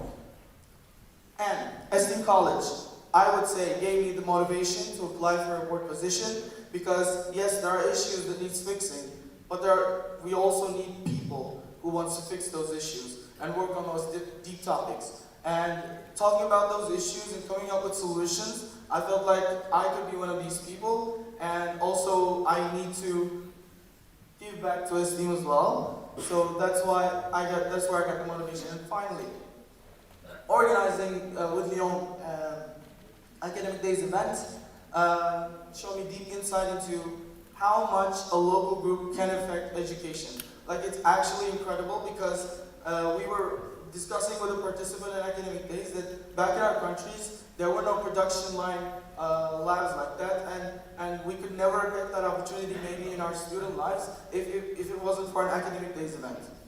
So local groups are great tools in facilitating IEM knowledge and like education in general. So this event got me, made me realize that. So, where's education headed in STEAM? So I talked about my transformation. Let's talk about the road of education in STEAM, the transformation of education. Obviously, we are going to follow our mission, which is to connect and support the growth and sustainability of European associations of IEM students, to foster relations and to develop their IEM students personally and professionally. But what are the steps, or what are the main things we do in order to achieve that? So we're doing academic events, we're having discourse between LGs, whether that's in events or online, or there was a dedicated service for that, which is IEM Connection, and we are trying to facilitate research in STEAM. But so what is the next step? What is the next immediate goal that we need to pursue to maybe one day get closer to our mission statement?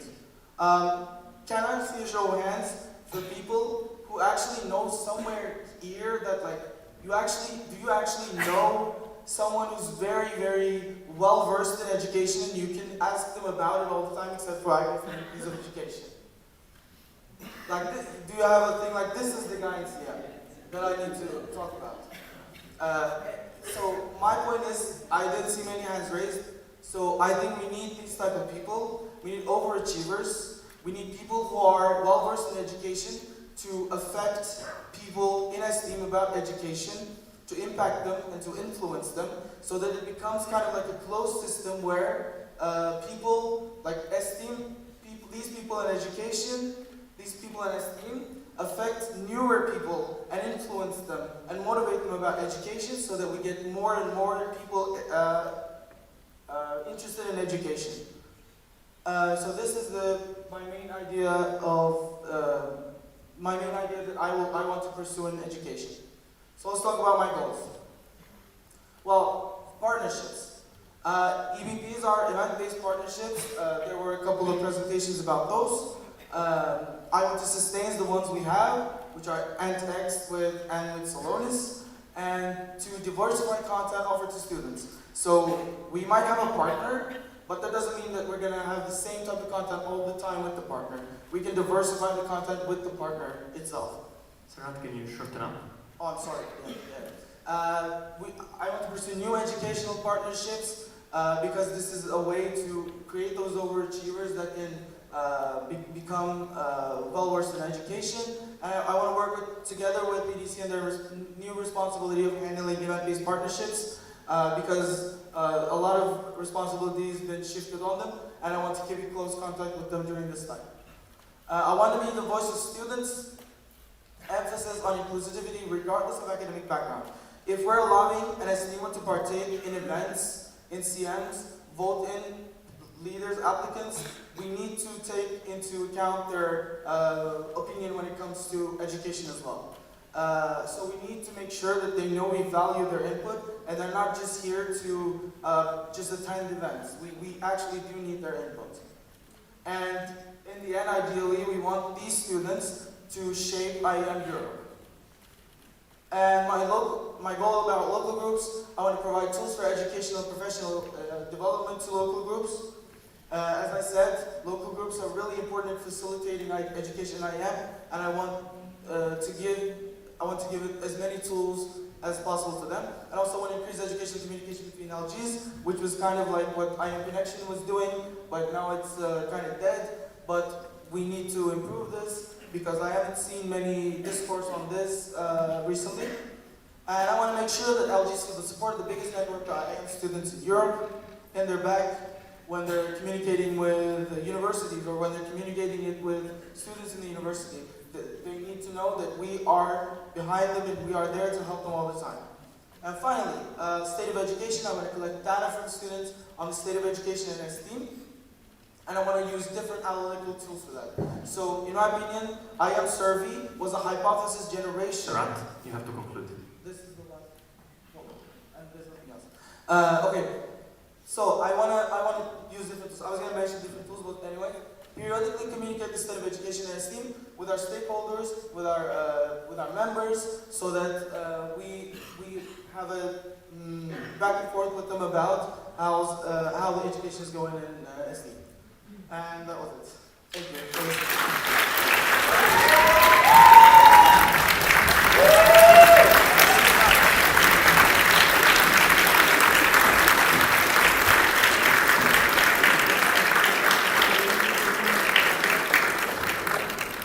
Thank you very much. Before continuing, are there any other applicants for the position of Vice President of Education? No, you both did it already. Once is enough. Any other applicants? No? Okay, then we proceed to questions. We will have 10 minutes for question and then we will have a break. And as usual, we prioritize the delegates. And we start with her. Somebody can give her a microphone.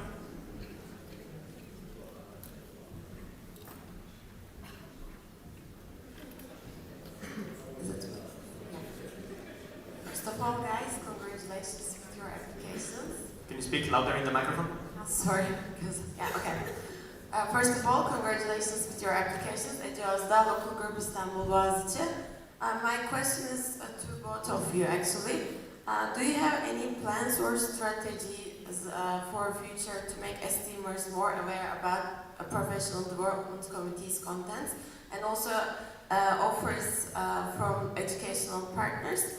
So how are you planning to make STEAmers more involved about these offers? And could you please elaborate on these topics? Can you repeat name and surname and local group for the secretaries? Yeah, thank you. Okay, Ece Özda, Local Group, Istanbul Boğaziçi. Thank you. Thank you. Maybe if you could go to my slide of connection with stakeholders, that would be nice. Okay.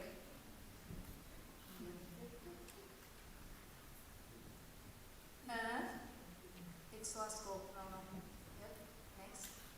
Sorry. Yes. Exactly, this one. Okay. So I believe that there is a target group of IEM students that this team is not completely reaching at the moment, that are these students that are very professional oriented. And so I think that we should shape our promotion for these IEM students, focusing on specific opportunities that this team provides. For example, if we are offering internships abroad, and if there is someone looking for these, they might not be interested in STEAM as a whole, but on these specific things. So we should have, for example, a mailing list where every time that we have a new opportunity, a new internship that we are promoting, we just send it to these people. And this will be a way of having a better connection with them and involving them more. And then I think that local events Francisca, can you be both shorter and slower? Shorter? Everything? No, from now on. Okay, and about the follow-up after events, it's basically if someone gets involved and attends, for example, a local Lean Six Sigma course, then we should have a follow-up on that. We should know that these people are interested already, because if they attended, they are probably these students that we are looking for, and we should send them an email with new opportunities or encourage organizers to, for example, present these opportunities at the end of the event. And finally, I think that local events on education are very important for this, because at one hand, they are helping us with our research, and on the other hand, they are involving students on the local level and making them more aware of what is being researched on STEAM. So, my main idea behind the 4 goals that I presented was to facilitate the creation of overachievers. And these overachievers are actually the kind of people that I want to appeal to when it comes to who will be more interested in these type of opportunities. So I would like to keep track of people, keep the communication lines open with those people. You know, we have an actors mail list. Why not an education mail list? Or I want to actually create this back and forth with them to make sure they're more aware of the opportunities that we provide to them. And as Francisca said, specific people will go on specific things, so we can go on a one-to-one basis even. Thank you very much. For the presenter, please shorter answers means also more questions for the answer. The other delegate? Firstly, congratulations on both of your applications. Burak from Istanbul Yıldız. Can you be way up? Okay, is this better? Look, my voice isn't the best right now. I see. Sorry for that. Name local group and retry. Burak from Istanbul Yıldız, and I have a question for Francesca. Regarding external stakeholders, I'm curious, like since I currently work there right now, do you have plans of working with the CRC in order to contact and make deals with them? If so, can you elaborate a bit? Yes, I think that the career development part of STEAM has a lot of potential, and that we should definitely collaborate with the CRC and also with the career development department as Vice President of Education. Thank you very much. The other delegate, yes. Arthur Martins, LXIV. My question goes to Francesca. You originally applied for a VP of PR, that's right. Do you have a reason that you changed? Why is it? So that we can know why you... Yes, of course. I have a backup slide for that as well. Can you help her identify it quickly? Can I what? Help her identify which one is the line? It's the last one. Yes, exactly, this one. Sorry, it's a bit small. But yeah, basically, I've been wanting to be a board dean for 2 years now, but I never had a specific position in mind. And when the time started to arrive, I had to think about which positions I would like to apply for, and I was all the time not sure if I would like to apply for education or public relations. And I don't know if you are aware of this fact, but the last 3 Vice President of Education were from Portugal, and I thought that I would like to do something different and go for PR, which it is still something that I would like to be developed in our network, and I had a lot of things that I would like to change in that concern. However, I was still not sure during all the time, and while I was here listening to the presentations, I understood that there are some areas of PR that I'm not so motivated to work upon, and while listening to the presentations of education, I started wondering what I could do there.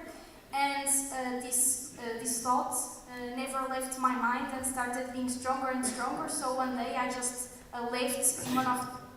I need a shorter answer. Yeah.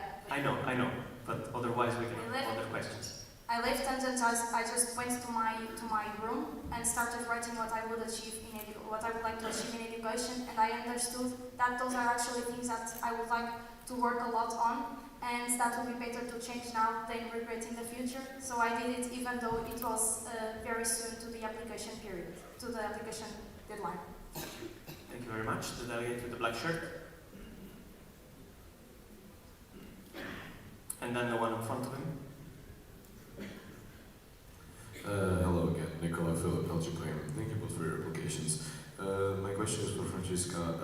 You mentioned the platform for papers and theses. What kind of platform would this be, and how would you make this happen? Yes, I think that's something as a drive divided per topics where people can, for example, through a form, send their papers, and then there is a team seeing if they are aligned with IEM, if they are in English, etc., and then publish them in this drive that is basically publicly available, and people can go there and check these papers.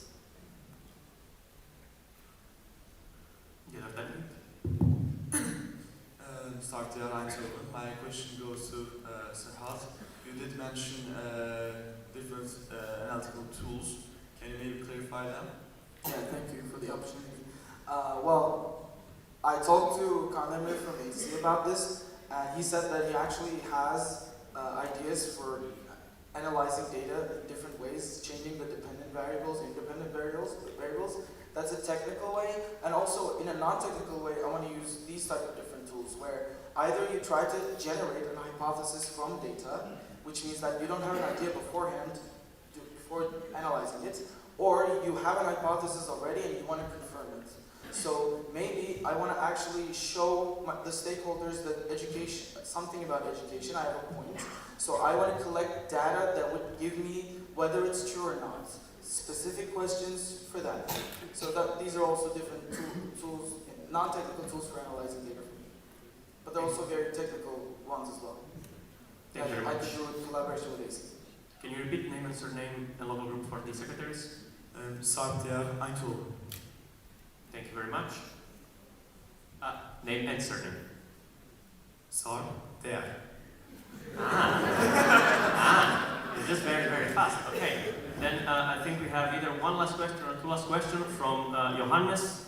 Let's see how quick we can be. For you.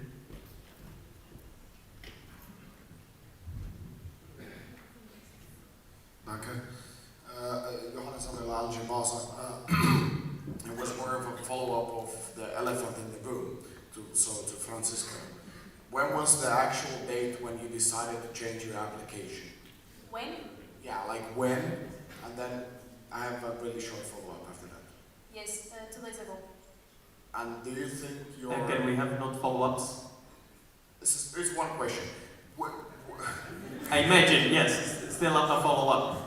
But we have 5 seconds, and I would like to hear the predecessors as well. So if we can pass the microphone, and let's go in order of how vintage they are. So Palau, if you can have... vintage predecessors. Those predecessors, is there any VP of education there? No, don't trick me. Palau first, and then Duarte. Thank you, Giuseppe. Palau, LG Madrid, Barcelona, former Vice President of Education. Thank you for your presentations, and thank you for the bravery. Somebody needs to go for this position, because we were very afraid that it would never get filled, and now we have 2 people, so thank you very much. My question goes to Serhat. You asked, or you mentioned that you want to increase the inclusiveness of non-IM students somewhat, and I would like you to clarify what you mean for that, because in the end our stakeholders are bit louder. Yep. Sorry. Yep. I think is your question. Yep, that's it. Thank you for the question. I did specifically say I want to increase the inclusiveness of non-IM students. I said, regardless of academic background, we need to listen to people who are coming to our events, who are attending CM and voting for people who are already affecting STEAM. So it's kind of a contradiction when we let these people affect esteem in every way, including something about education. For example, they're voting for VP of Education, and some of them might not be. I mean, they're voting for LGs, but so for example, when they go to an academic days event, when they go to a vision event, they affect people's ideas there. They affect the education and esteem in some type of way. We let them partake in every part of esteem, education-wise. Just we need to listen more to them. This doesn't mean we take it at face value and we accept everybody's opinion the same, but we need to make sure that they also matter in esteem. Thank you very much. Duarte, last question. Hello everyone, Duarte Macuro Porto, previous Vice President of Education in the 30th Board. Nice to say this, I'm kidding. So my question goes to Serhat. On a very personal aspect that you are going through in your mandate, you are going to travel to a lot of conferences, you are going to sign contracts for new stuff, new partnerships, whatever. And more importantly, you are going to defend what is the future of IEM. That's a fact. So upon this fact, how prepared, or at least how are you feeling prepared for this kind of task during the whole year in front of stakeholders, not even being an IEM student? So, yeah, it's kind of a basis question. How is it possible that you are going to defend IEM not even being an IEM student? Thank you for the question. Yeah, that's my elephant in the room. I am a computer science student, but since I stepped in STEAM, I've been involved in education in IEM for basically the entire my STEAM life, and I'm continuously improving myself in IEM. And I would like to keep doing that when I'm VP of Education. And coming to your question, why would I feel passionate about it? I think it's obvious that I feel passionate about IEM just coming up here, applying for VP of Education, enough. So I think it should be obvious that I'm very passionate about IEM, and I will be very passionate about defending it, going to conferences and signing contracts when it comes to being the VP of Education. Because IEM has shown me different aspects of engineering and different types of education around Europe that I wouldn't be able to see just from a computer science standpoint. So IEM is actually very valuable for me, and I'm actually very passionate about it, and hopefully it shows. Thanks. Thank you very much. Thank you to the applicants.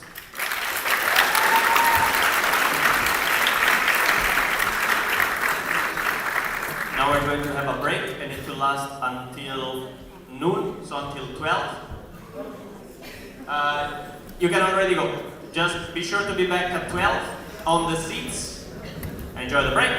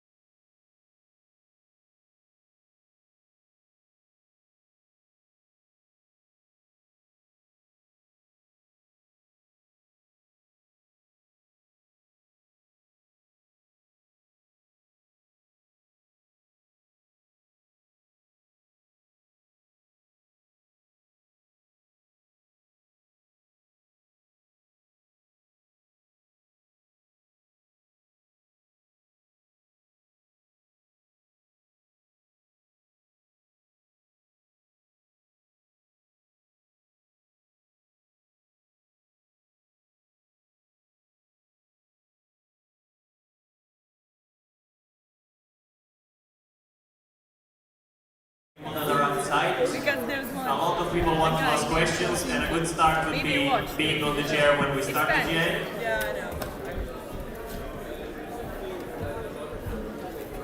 Shout out to LG Vintage in the back.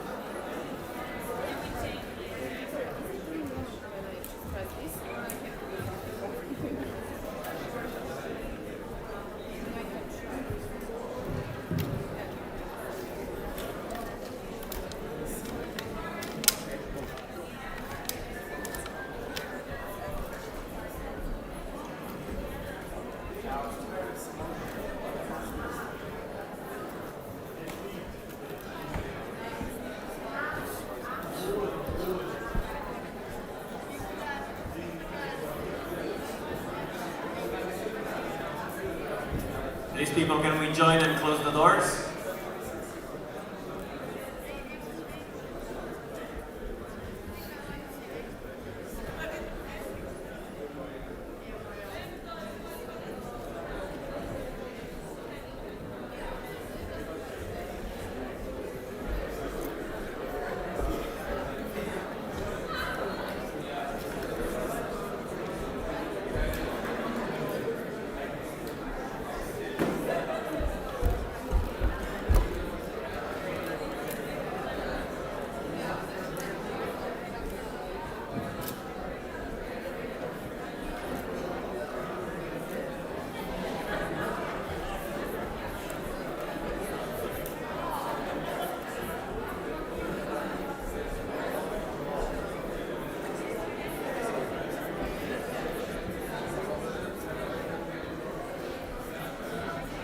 Please have a seat, people in front of the stage and to the sides. All of the people to the sides, please take a seat. Francisca, Johannes,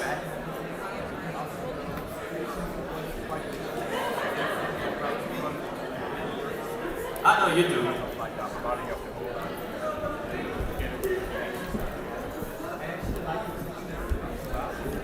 People, can we take it a bit less chill and start running to the chairs? People on the left. Sit down, please. Order!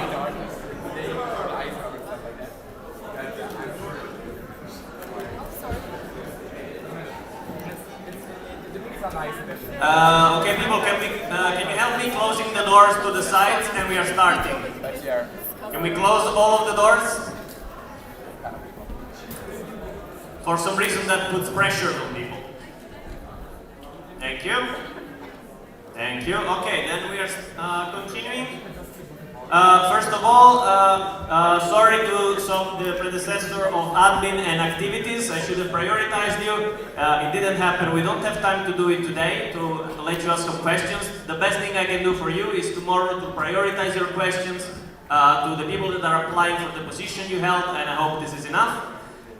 That being said, people that are just entering the room, remember that when you ask me for some more time for questions, you should also be with your ass on the chair when the GA starts. Thank you very much.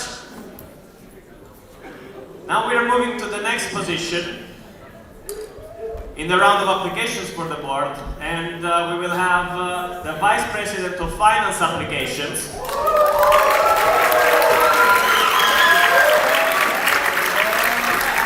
And I would like to invite Max to the stage.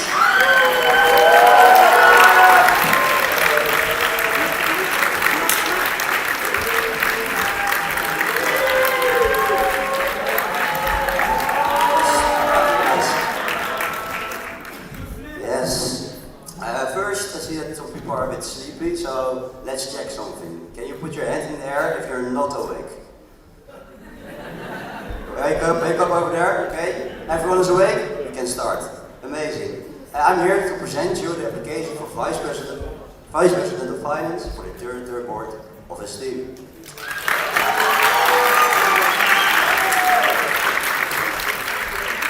So basically, what will I be talking about? In the beginning, I have some introduction about who I am. Then I will tell more about the background in Esteem. I will go over my goals, and of course, I will, in the end, summarize everything so you see my vision for the network.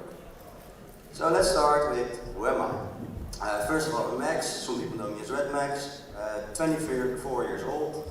I'm a fifth year, approximately, student.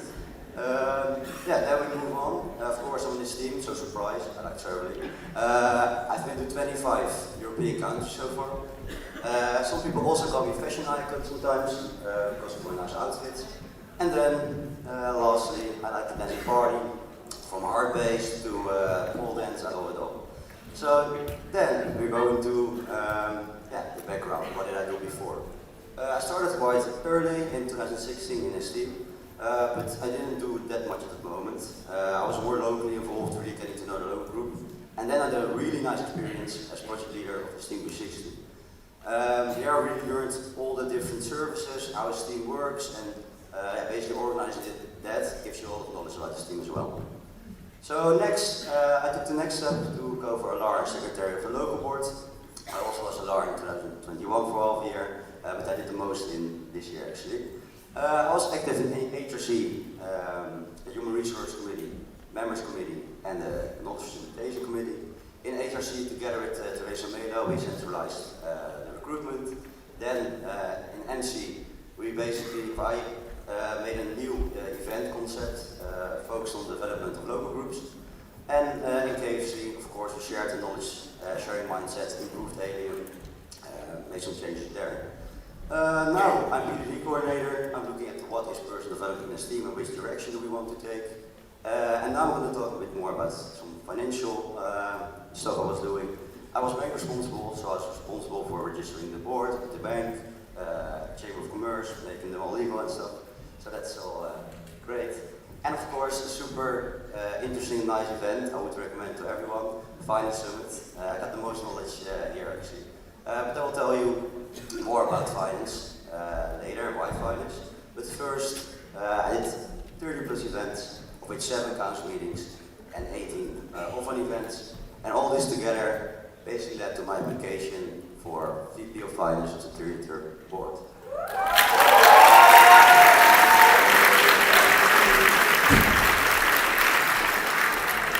So you probably wonder why finance. And most people say, yeah, because you're from Eindhoven, right? Well, it helps, it helps. Let's look at the things I have to say here. I basically really want to challenge myself. Yes, I have quite some knowledge about budgeting, I made quite some myself, but the bookkeeping of Esteem is a whole new challenge and a whole different way of handling finance actually.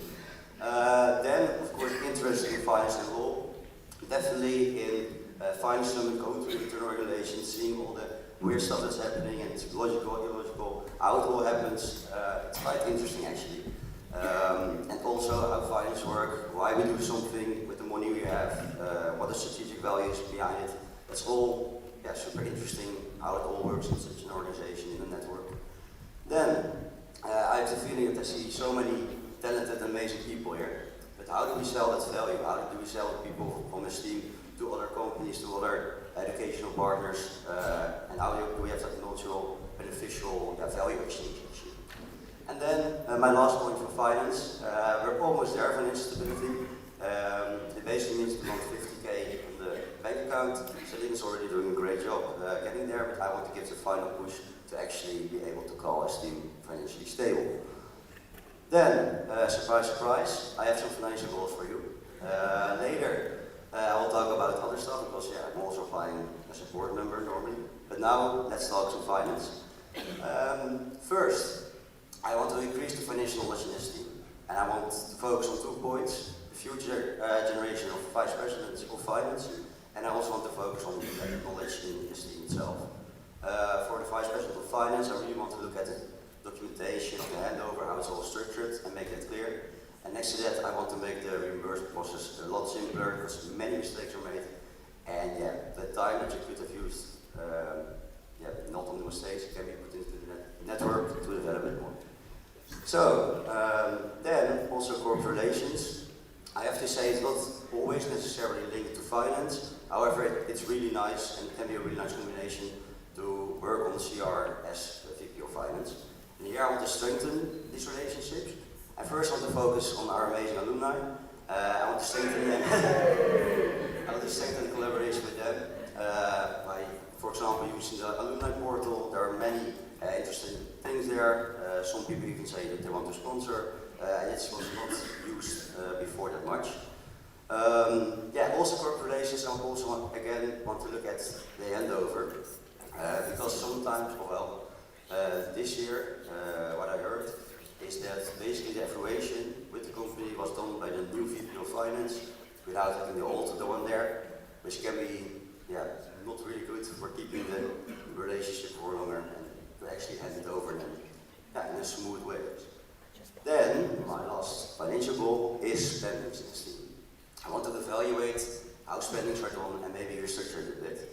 A lot changed over the year from inflation to a lot of things happened, and what we also could have seen is that from 2015 to 2019 the participation fee also increased with €10. We're still having the same reimbursement. Can we do something about it? Can we look into how we're actually doing the spendings here? And I also want to focus on having a more fair approach to leaders. Some, like every leader does a lot for the network, but some are organizing 4 events. It's really valuable to have them there, but they don't get it reimbursed.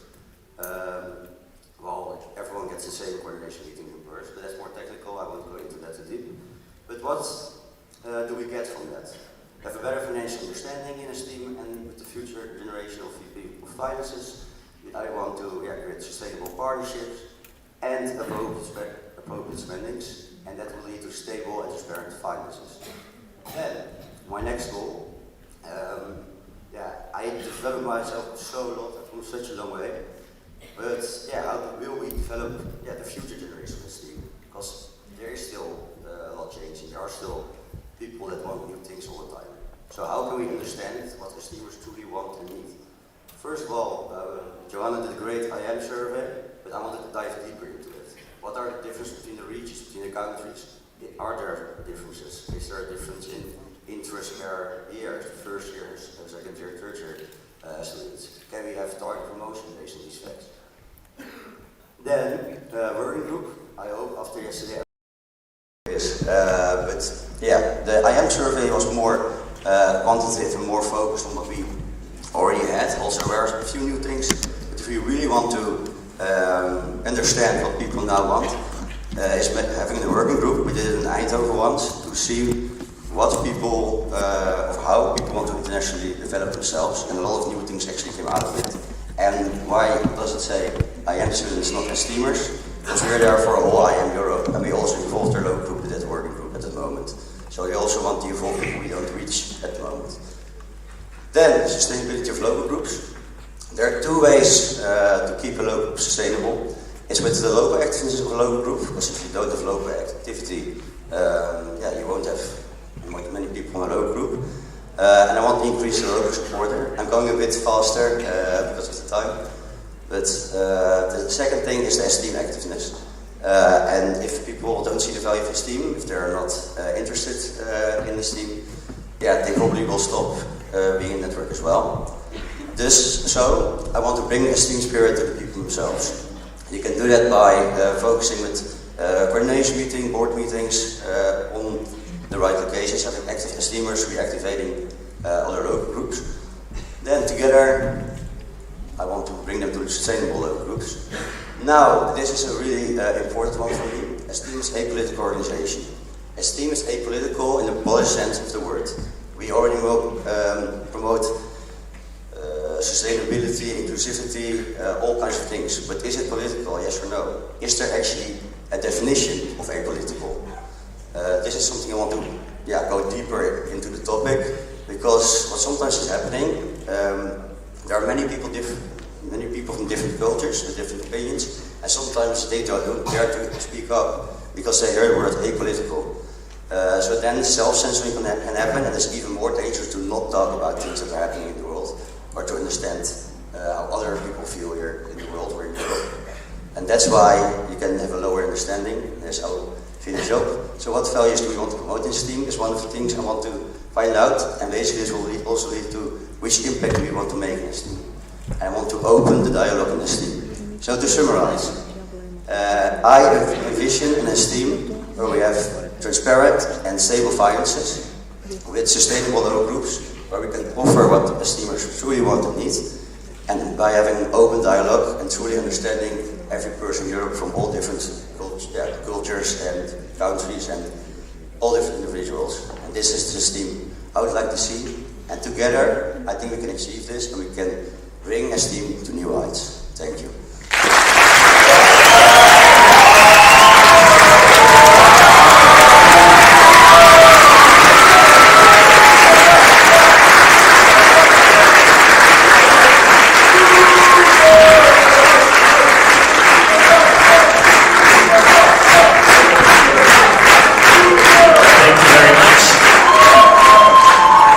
Thank you. Before continuing, are there any other applicants for the position of Vice President of Finance? No, Claudia, I got it. Seems not. Then we will have question. The prioritization will be delegates first, predecessors, and then extra places. That being said, we start with the delegates from Kiev here in the front, and then we go to the delegates from Seville. Okay, she has a microphone. That would be very nice. Technical? Okay, applicants, please check Pigeonhole. It seems you have some unanswered questions. Make it a priority. Maybe.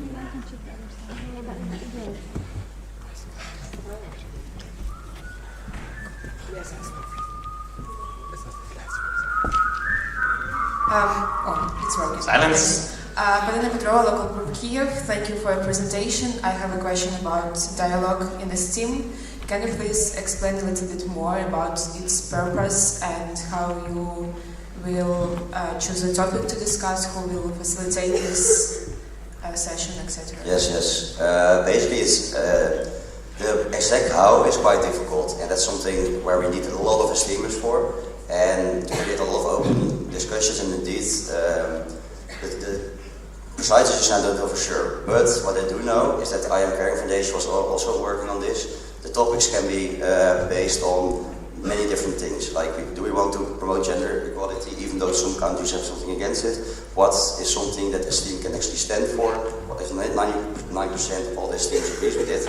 Can we promote it? And basically those will be meetings, those will be sessions open for everyone, and expectations need to be set that it's not a meeting to discuss what's wrong and what's bad. It's a discussion to understand what people feel. And if then a conclusion can be reached on how people feel, and if it's all the same, then we can promote something in the STEAM, and then we can see which value we actually have as a network. I hope it was a bit clear. Yes, two clarification. Can you, like in one sentence, explain what's the purpose of this dialogue? The purpose is to actually have an understanding of one another, because I think there's a lot of polarization, a lot of debates in the world, and people are talking with each other, but they're not listening to each other. And I think one of the best skills to have as an STEAmer, and that I would like people to have in the STEAM so they can truly develop themselves, is becoming an understandable person and being able to work with everyone from every culture, and being knowledgeable about how to work with people and not polarize, not scream at people, or to not get angry at people, just understanding. Thank you very much. I may have to ask for shorter answers. The other delegate here from Seville first. Can you help her? Thank you. Thank you. First, thank you for your presentation. I'm David Barrero, LG Seville. You talk about raising the financial knowledge in STEAM. Do you have any concrete plans or strategy about it? Which part was it? The financial knowledge or the raising the financial knowledge? Okay. Yeah, so basically for what I told in my presentations, I want to make the reimbursement process easier by using a Google form instead of having a really difficult Yeah, like sometimes the reimbursement form we have now is quite unclear, so leaders don't really know how to fill it. Even when the guide was made by Salem, there were still quite some mistakes. Yeah, the handover documentation, some things are not in the right place or in the right order, so it can be confusing for the VP of Finance. I want to create a financial guide for esteemers, but I can also make videos if the guide itself is not working, and then include financial sessions and events, like a LAR forum leaders workshop. For example, an all utilization would be discussed during the leaders workshop to get the leaders also more involved. That would be an example.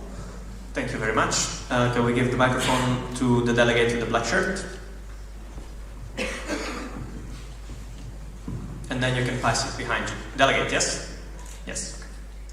Hello, thank you for your presentation. First of all, Nicola Philip, LXIV. You talked a bit in your presentation about sustainable local groups. How do you want to ensure the sustainability of local groups, also especially in the financial sense, because a lot of local groups are not very financially stable? I can't specifically go on into the finance at the moment. Yes, I want to raise more financial knowledge. That's something also I want to work on with VPs of the finance controllers and also put it in local groups. But it also depends on the interest of local groups if you want to join or not. I think already having session around in the LAR forum would be really nice. But I think this is also more about having more people that can give the support and more knowledgeable people, so actually train people. But I don't have a specific answer on support itself. I just want to create more support that you can give to develop local groups. And then we can see which areas, for example, finance.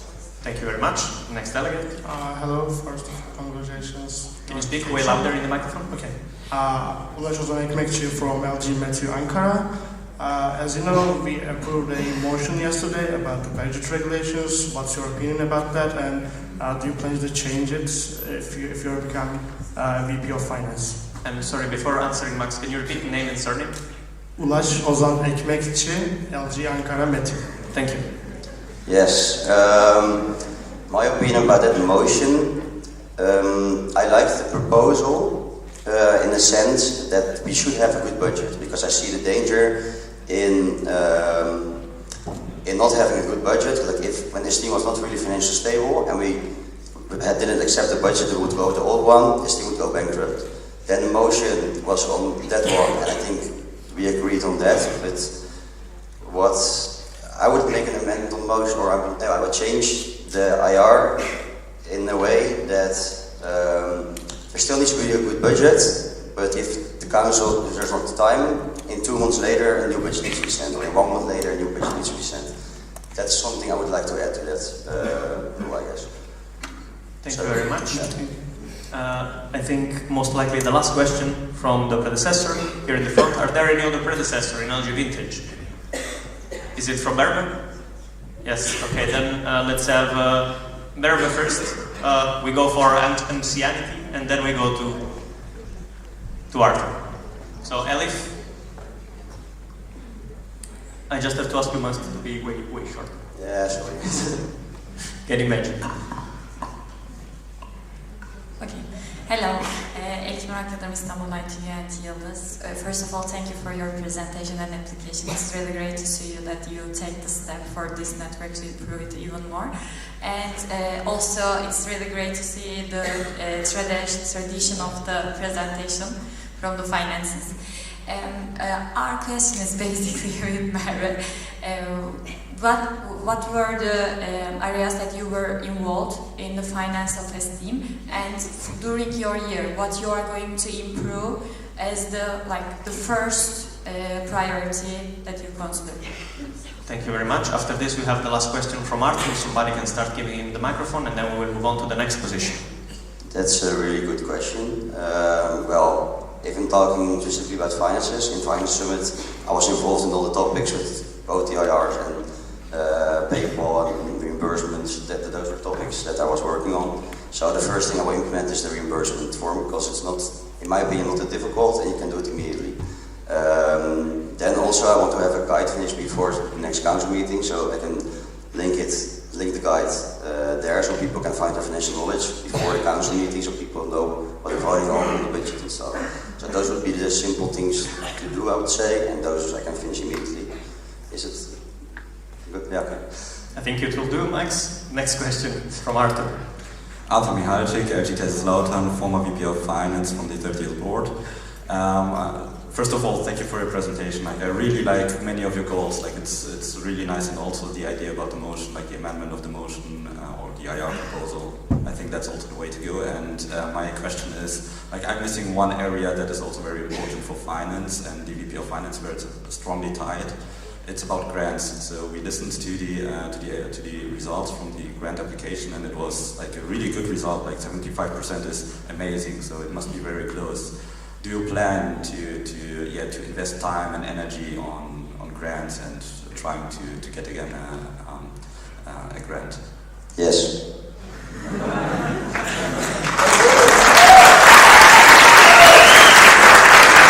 Thank you for your efficiency.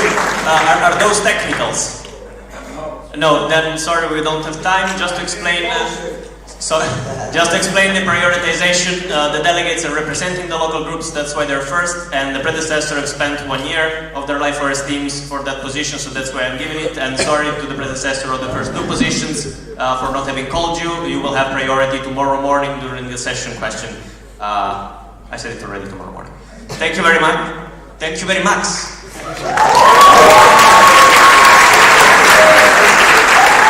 It was not intended.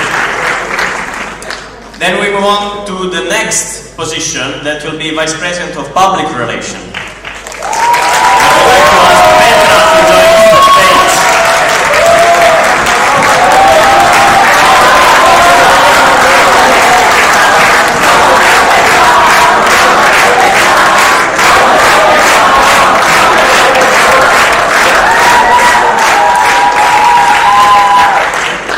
Thank you, Mediterranean region.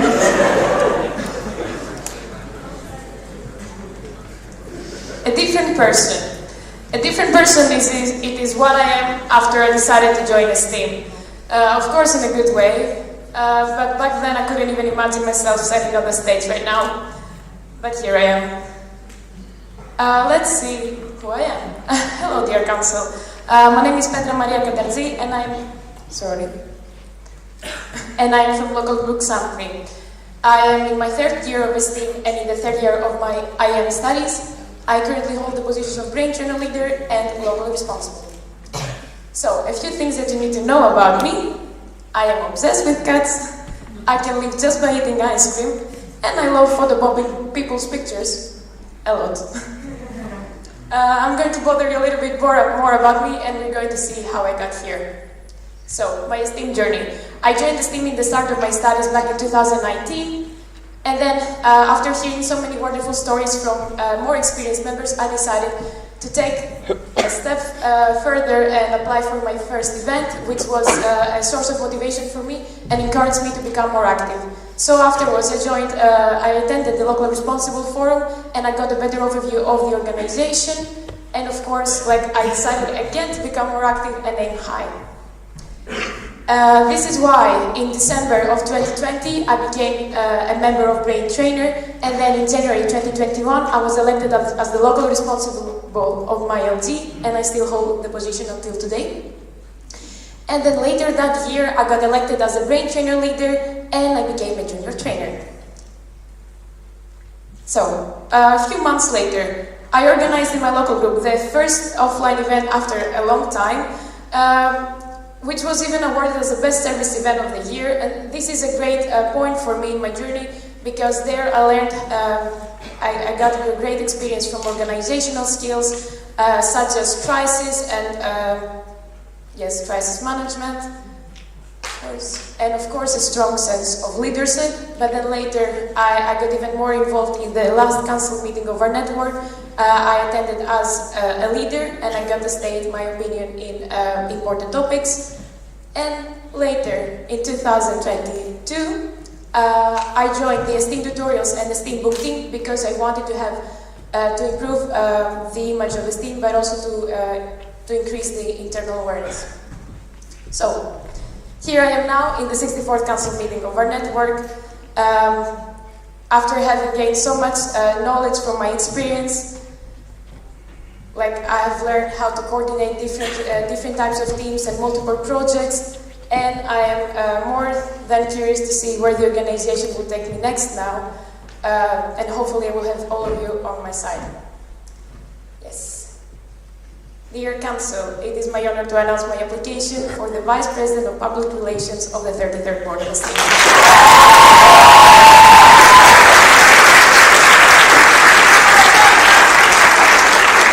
But before we see our goals, I would like to invite you to wonder why public relations? Well, everything starts from public relations. It is the way that every stakeholder perceives us. Imagine back when you joined Esteem. Like you joined because you saw a presentation at your university, because you saw a post on social media, or just simply because somebody told you about it, about the organization. And all of these things that I just mentioned are public relations tactics. So I can only love to make more people feel the way that I feel about Esteem right now. Like, I remember I attended a presentation about Esteem, and then afterwards I just keep getting even more and more excited about the organization, so I would love to make people feel this way as well. And, of course, this is a great challenge for me, but what would we be without challenges? We would stay stable, we wouldn't grow or develop, and if there's one thing that I fear more than this challenge, it's being stable. So, I am really motivated to dedicate a full year to our organization and work towards making Esteem well recognized and visible across Europe with the following goals. Increase the engagement of different stakeholders, ensure the integrity of the Esteem brand, add value to existing partnerships and find opportunities for establishing new ones, increasing the visibility and usage of communication channels, and assist local groups in strengthening their public image. So, about the engagement of different stakeholders, it is really important to be active in different platforms, as not everybody uses the same ones, and it is really important to try to get in contact with more of the stakeholders. And of course, it is really important to listen actively to them, because this also adds value to our relationships, as they feel more valued and heard. About the integrity of the Esteem brand, first of all, I would like to improve our representation in digital platforms, and for that I would like to start with the portal by improving the main and about page, and by adding a new page about communication channels, and later about social media. It would be really great if we could have more general information on social media platforms, because it is the first interaction that somebody gets, one of the first interactions that somebody gets with Esteem with. And if you look at their social media pages, you cannot really tell what we're doing. About the integrity of the Esteem brand, I would like to use search engine optimization tools to improve the portal, as well as alert tools. Okay, as well as alert tools in order to be able to improve, to make sure that Esteem is being represented in the right way in the websites. And then later, create backlinks to improve the domain authority. About the local groups, I would like to constantly provide them updated brand guidelines and materials in order to represent the organization in a proper way.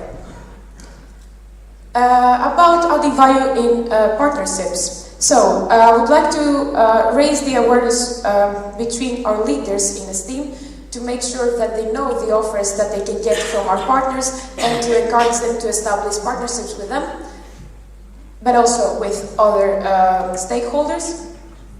And this will increase the visibility of the partners and the interaction with the students, and it will also add value to the entity's offerings.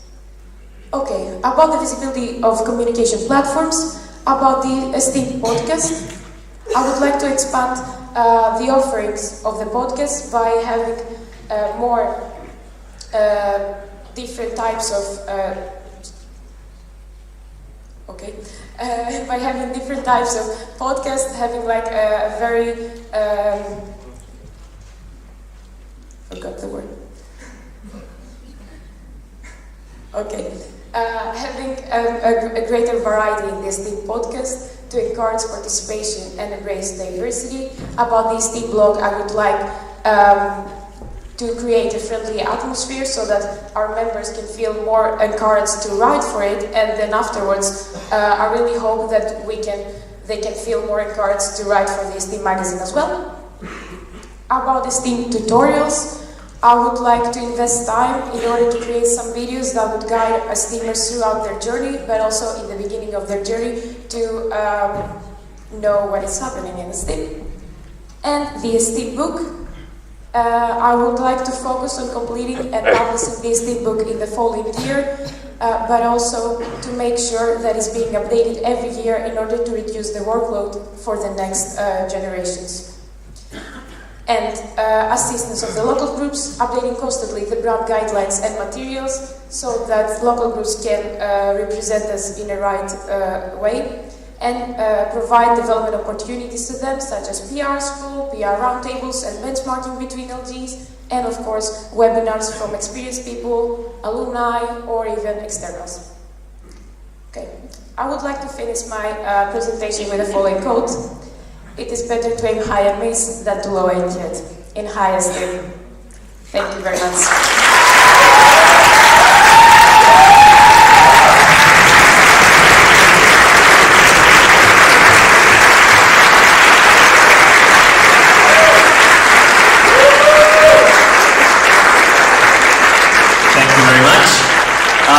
Before proceeding, are there any other application for the position of Vice President of Public Relations? Robin, are you interested? No. Okay, then we can proceed with question. Same prioritization, clarification first from delegate from Seville.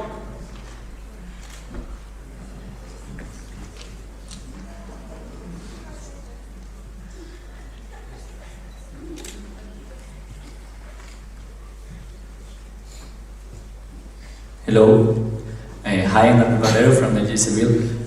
When you said main and about page in Portal, are you referring to Portal sys or WordPress internal.steam.org? Because in case you are referring to Portal, we are not going to do that in the ITC. Sorry, like, you mean the main page on the portal when you open the website? I still believe that there are some important changes that need to be made, because when you're entering the portal, you cannot, like, the European students of industrial engineering and management is not even mentioned there. It is just a STEAM. Somebody cannot see what we're doing. No, sorry. Enough with that one. Let's go back to the other delegate. Not that rude, but I'll try to have more questions.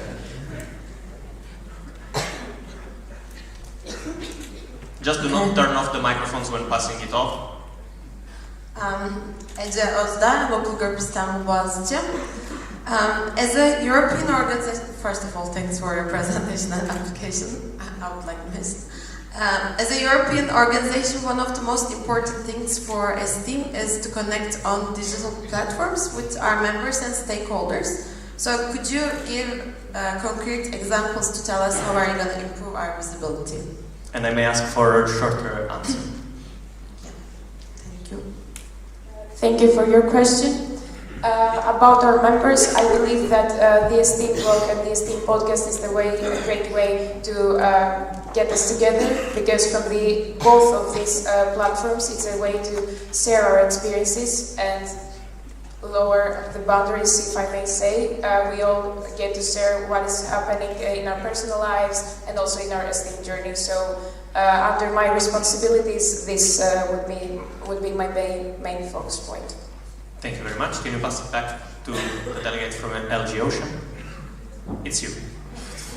Remco, LG Eindhoven, Remco Vis. So a lot of your goals are really operational, but what is your vision regarding your position in the STEAM? I would like to make STEAM well recognized and visible across Europe. Does this answer your question?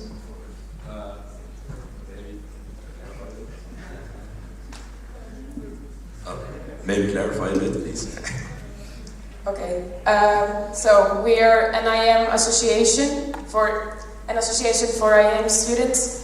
So it would be really nice if everybody could really understand our offerings and what we're doing here. Like, this is the main point for me. I don't think that our work is being communicated well enough outside of the network. Thank you very much. Another delegate?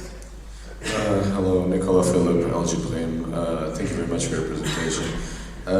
I personally think it's very important for raising awareness that we do something in the actual universities and local groups. So have you got any plans on how you could support the LGs in their PR or give some guidelines or something like that?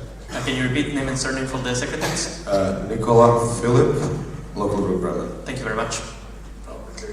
Thank you for your question. Of course, as you said, like guidelines and materials are the basic things, but then afterwards I would like to focus on providing them development opportunities, as I mentioned, PR school or smaller sessions that they could join. But of course, we can also approach local groups individually or region by region in order to make sure, like, if they're interested, that we can provide them more support. Okay. I have to ask if you can be also slower when talking, just a bit. Yes. Kutay Haytay, LG Ankara Bilkent. Can you please elaborate more on your goal about the integrity of the Esteem brand regarding alert tools that you mentioned? Yes. Okay, I don't think that I have enough information here. After this, we will have Robin. Are there any other predecessors that I'm not aware of? Okay. About the alert tools, so what it is a tool that you use. You can add, for instance, the word Esteem, and you will get a notification every time Esteem is being mentioned in a website. So this is a great way to make sure that there are no false information on the website, so that we can always update them if they're out of date. And what I also added later, if we see that a website is mentioning our name, but they're not adding our link, we can ask them to add our link, and we are going to create backlinks, which later will help in improving the domain authority. Thank you very much. Now, Robin. Hello, Robin Dietrich, LG Berlin, VP of PR of the 30th board. Thank you very much for your application, your presentation. I wanted to ask about one aspect about this whole COVID era is that a lot of experience was lost. There is basically a gap of 2 years in which people were not able to have a lot of the Esteem experiences and were not able to learn about the experiences that the other Esteemers had had. In my mandate, we developed this. Robin, can I ask you to short? Yeah. Have you considered bringing back the Esteem talks? Thank you for your question. Actually, this is something that I would like to evaluate after my handover if I get elected, because right now I'm not very knowledgeable on this part, but I would like to get all the overview and then afterwards see if there's still a need for it. Thank you. Thank you very much. Do we have any other predecessors? Is that? Yeah, no, sure. Pass the microphone on. Elif Untitled Chapter. Basically, as we don't have, we don't have predecessors from my board here, so I am here to ask our questions. And during our year, we work for VP of PR as well. So, VP of PR position has a lot of responsibility to actually collaborate with other VPs throughout the year, because you are basically working for internal and also external visibility of the network. So my question is how you are going to, what will be your strategy regarding collaborating with your co-boardees and also the leaders of Esteem, and of course with the activists as well. Are you going to collect the feedback, or what are you going to do with the duties that VP of PR has? Thank you for your question. Something that I would like to focus on, of course, from the start of my mandate is to actively support my leaders and, of course, to be there for my co-boardees. So whenever they have a need, I will try to be there as much as possible. Sorry, you also mentioned something else that I'm missing right now. Could you please repeat the second part? And this will be the last question until we have some technicals over there. Technical, can we wait after the question? Yes. Like how you are going to manage the process of gathering feedback from actives when you consider the duties that VP of PR has? Thank you. Actually, this is something that I hadn't considered, but it's definitely a good point. So what I'm thinking right now that it would be a real good idea is to maybe before some mandates end, meaning for committee leaders, we can ask them for improvement points about the previous year and also expectations from the next leaders. Thank you very much. Now we have a technical. Luis in the back. Luis Metzger, LG Berlin. I raise a motion of order to extend question time for all standing Sorry, questions. can you please speak just a bit farther away from the microphone? Gladly. Luis Metzger, LG Berlin. I raise a motion of order in order to get all standing questions, please. Okay, we're going to have a motion in a bit about more question time. If that is not enough, then we can continue with your motion. That is direct. It's direct. The council has to vote upon directly and then extend question time for all standing questions, please. Okay.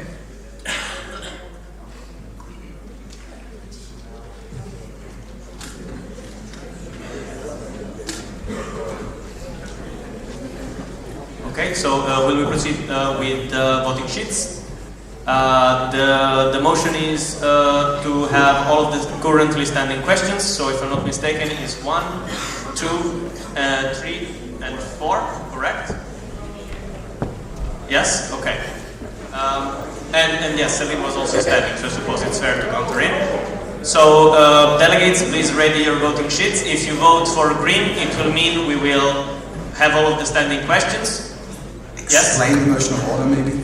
Sorry? Explain the motion of order, maybe. I imagine that a lot of delegates don't know what a motion of order is about. Maybe explain it quickly.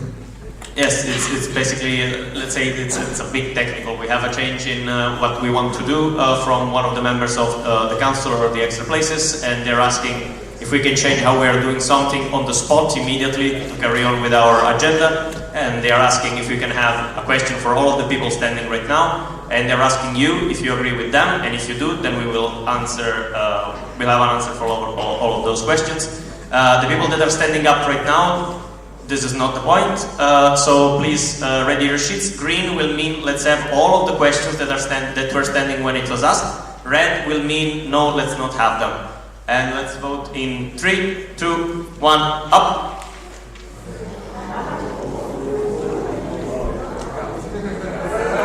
Wait a moment, silence please. Let's have the voting committee count the papers please, in silence. There is no need to discuss anything right now. Silence please, it's also a matter of respect. A question has been asked, let's see the answer.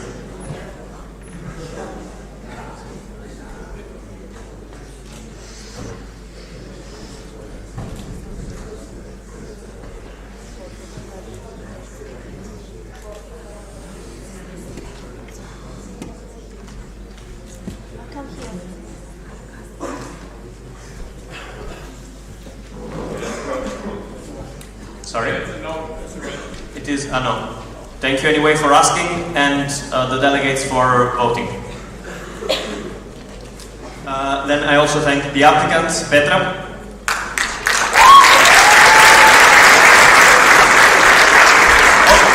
Technical?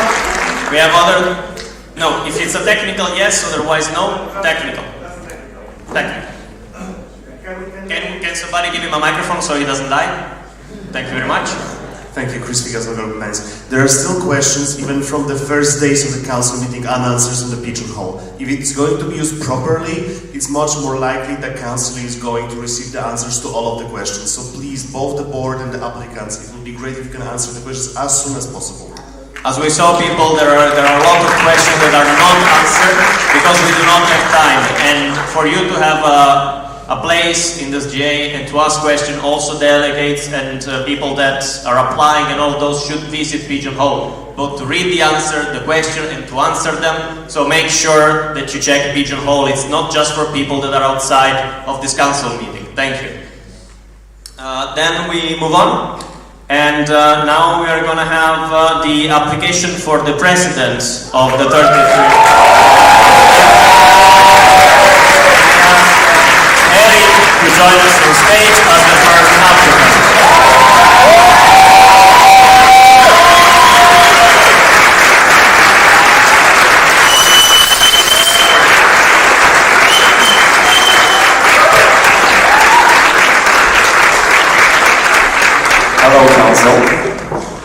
My name is Eric Wiktor Tomeniaszynski.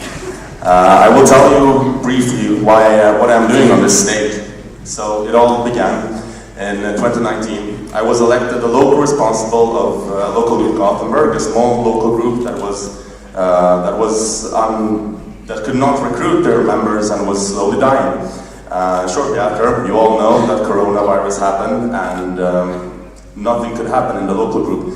But still, I carried my work forward. I had this drive, I had a vision that my local group can withstand the pressures of COVID, that we can keep esteem going. And then, well, 1 year later, 2 years later, we got results. My work came through. This really showed me that when I believe in something and I can work to it, I can achieve my goals, which led me then to seek the position of a regional coordinator of the Nordic region, with very much the same ambitions to bring esteem to all of the Nordics, not only to my local group. Throughout the year, I have been traveling more. I have been more abroad than I've been at home, attending strategical events, learning about the network, bringing that knowledge to my region. I have been working with 4 of the 6 boardies on various projects, the Esteem podcast to bring knowledge to the network, with Dasha because she is the president and she works very closely with MC and regional coordinators. And yes, once again, after 1 year's hard work, the Nordic region is thriving and is stronger than ever before. This really showed me that once again, when I believe in something and when I go for it, I achieve my goals. So this is why I am standing here today in front of you with my application.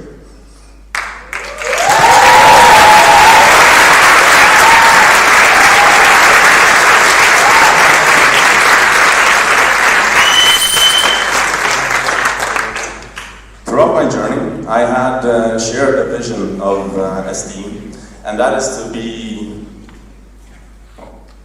the connector of IEM students with an IEM Europe. I have really felt that. I did that on my local level, I did that on my regional level, and now I want to bring that to the whole network.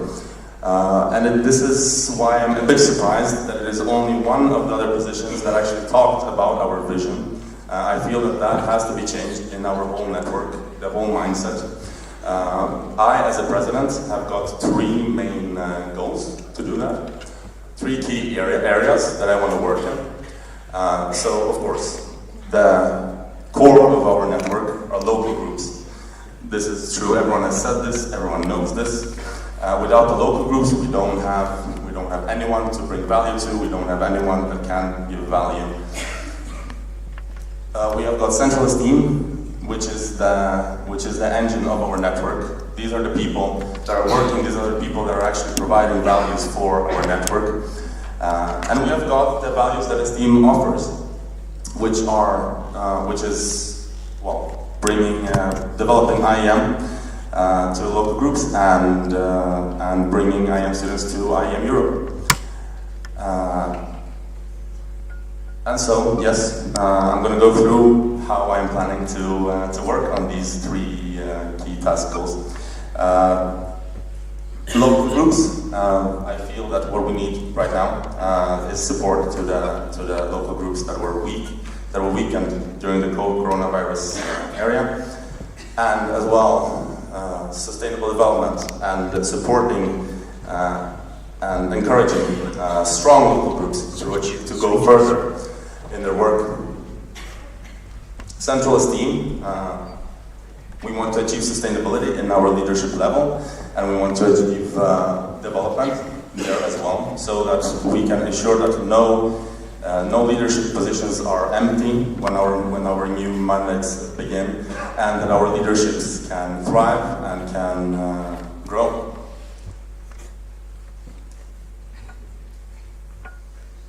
And then finally, the offerings that we have got in Esteem, which are what we bring to Esteemers and what we bring to IEM Europe. Yes, so how to achieve this? Support local groups. I strongly believe in the regional coordinators. I am a regional coordinator myself, and I have seen what great work all of these amazing people have done. The board needs to be more concrete and to develop and to focus the regional coordinators into in ways so that they can support the local groups.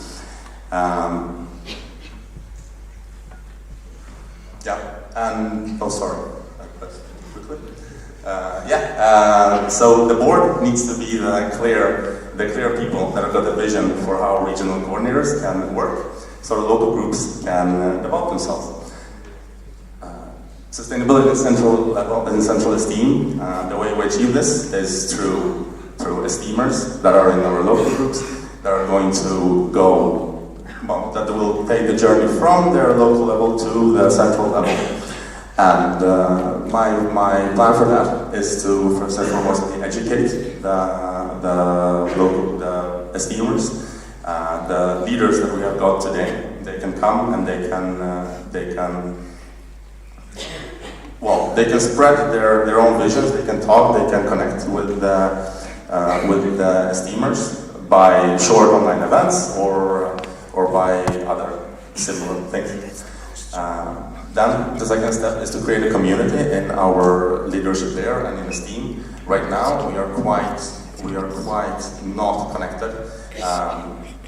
We have got great opportunities while we are in this council meeting to talk and discuss with our alumni, with our elders, but this does not happen throughout the year.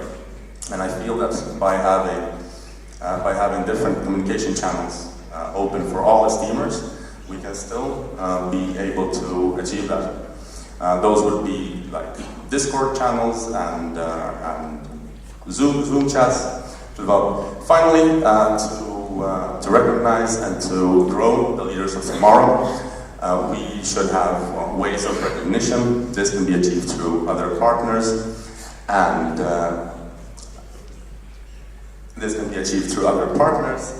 by having development chats with our trainers. So finally, Esteemers offers. We have got the Vice President of Education that is very involved in bringing these two, focusing on our vision. I feel that this has to be supported also by the President, because the VP of Education has no way of actually covering all of these things, as we have seen by the previous VPs of Education. So what we can do is to increase the reachability to our partners. I've seen throughout the year how the VP of Education has struggled in being able to reach the network with surveys, with questions. This can be improved by the President that can support the VP of Education. We can have something that is like a bachelor forum where people can submit their bachelor theses and collaborate and create value together. And thirdly, we should open up dialogues with our partners so that our esteemers that are interested in different topics can join them. Finally, the board, working with the board, there are three things that I would like to take to that. Those are internal strength, that the board should stand united and should stand united and not be facing external pressures alone, only coordinated. We should always strive for an innovative mindset, which means that if someone comes up with a project that they do not really support, that we should still try to encourage them. We should still try to encourage esteemers in doing their best. And inclusiveness of leaders, that all our leaders should be included in the strategies that we put forward and all the work that we do. So, to conclude, we should keep our eyes on the future and heart with the people. So, thank you very much. Do you have any questions?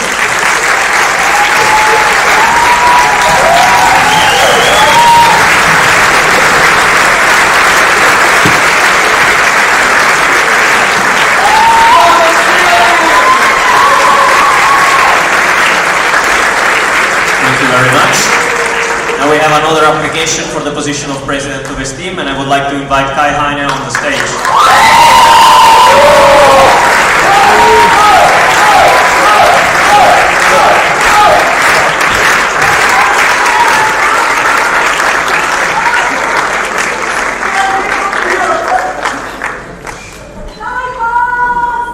Sorry, we have a technical in the back.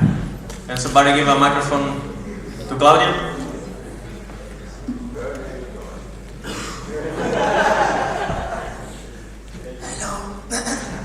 Claudia, Chaos, LXIV. Please, guys, shut up and don't play videos because I've been listening to music during the whole presentation of Eric and I wasn't even able to pay attention. So, yeah, that was... So yes, please, let's stay in silence, let's not play with the phone, those people are offline. Thank you very much, Doug. Kai, the stage is yours.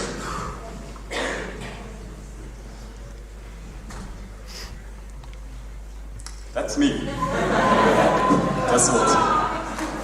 A few years younger and yeah, with a slightly more punchable face, I would say. But yeah, that's me. When you were a kid, what did you want to become? A pilot, a firefighter, a dancer, a musician? Well, I didn't want to become any of that. I dreamed about becoming a construction worker. I dreamed about building houses, building skyscrapers, and building a bridge maybe. So in 2014, as part of a school project, I went to a construction site and I had my very, very first internship there. And I tell you, that internship, people, it was shit. There's that one success story, there's one success story of students that managed and became construction workers. They managed to build up that bridge. And for that story, we need to go back in time. We need to go to a time in which I didn't exist, and even a few years more. In 1990, shortly after the fall of the Iron Curtain that split Europe into pieces, students got together in a bar and crafted the idea of becoming construction workers and building up a bridge that would connect Europe for the next 32 years. Some of you probably know the story because the name of that bridge is STEAM, and the reason why we are all here today.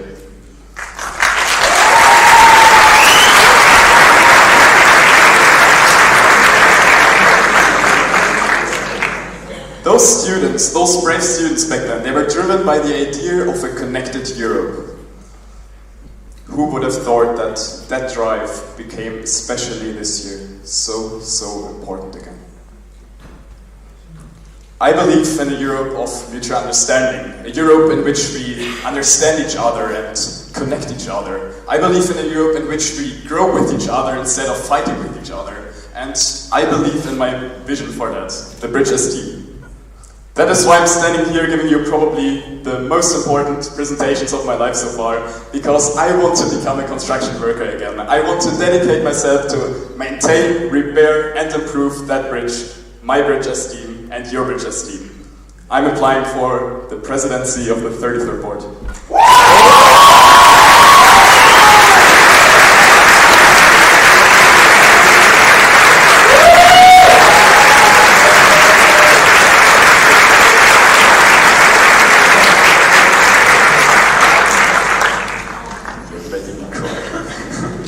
So who am I? My name is Kai Heine. I'm from local group Berlin and Warsaw. Thank you. I'm a fourth year IEM student and I'm in a steamer since 2018. So 4 years ago I joined my local group, and soon after I was encountered with the first steamers that got to my city, I got really enthusiastic about understanding what's behind that. I became the vice president and local responsible of my local group, in which I learned first-handedly how to run an organization and how to work in a board. I continued my journey, organizing events and so on, and being elected twice now as an advisor for my local group. And all of that local experience, it all led into one mindset that I want to bring into the esteem board. We heard it already before, it's all about the local groups. But that's of course not it. I also went into a journey in Central Esteem, and I joined the analysis committee and learned really how to think and act more analytically in a way. I joined the data protection task group to keep Elif out of jail, and also because I felt the topic is really important. I joined my own initiative, the data science course, something that really showed me how to build something up from scratch, and also what we can do in a team to be more innovative, to actually turn more ideas into reality. In 2020, I became the Intercultural Department Coordinator, and what a year, what a year. A year that basically changed all of our plans, a year in which we had to try to invent ourselves from zero new. And together with all the sharp minds, my leader that I coordinated back in the time, one is sitting over here, others are sitting in the back, I know that some are watching, hi. We, I think, really managed with our creativity, with our work to renew ourselves and set the baseline to what the Intercultural Department is today, and look at what it is today, really. Makes me proud. So, I lastly became also an esteem trainer because I thought, okay, the stuff that I learned over my journey is something that I really want to share with other people. And I went to local responsible forums, for example, as a trainer, because I really felt like, okay, I want to teach the local responsibles of the future to not do the mistakes that I did back then. So I think the experience that I had, attending over 32 events right now, 17 of which are about esteem's strategic development, being there before, during and after COVID, basically, having worked under 3 boards, 2 leadership generations, all of that brought me a lot of ideas and experience that translated into knowledge and skills that I believe will be very helpful for an upcoming board position. Combining that with my passion since 4 years for this amazing network, it really ensures me I'm here in the right place right now. So, that's of course not enough. The best construction worker is nothing without a construction plan. So what do I aim to do basically in the next year? I divided what I want to focus on in 4 areas, and all of them lead into the vision of a more interconnected, more local group focused and future ready esteem. Firstly, I said it before, I say it again, it's all about the local groups. And I don't know how you feel about it, maybe the people in the back row that are already in the network for longer. I kind of felt a lot in the recent year that sentence is also kind of a catchphrase that is maybe a little bit empty. Because I really saw over the years a slowly growing disconnect between Central Esteem and our local groups. I think it's time to change that. I think in Central we need to focus way more on what is actually important to local groups and base ourselves and our discussions around that. Because you, the local groups, you're the ones that make the events happen, that we love. You're the ones that actually bring the value. If your local group grows, Esteem does, so we need to focus on that. I want to bring Esteem and our local groups closer together. Next, Esteem is a network shaped by all of us, for all of us. The strength of our organization is based on our diversity. We all have different ideas, different visions, and we see different problems.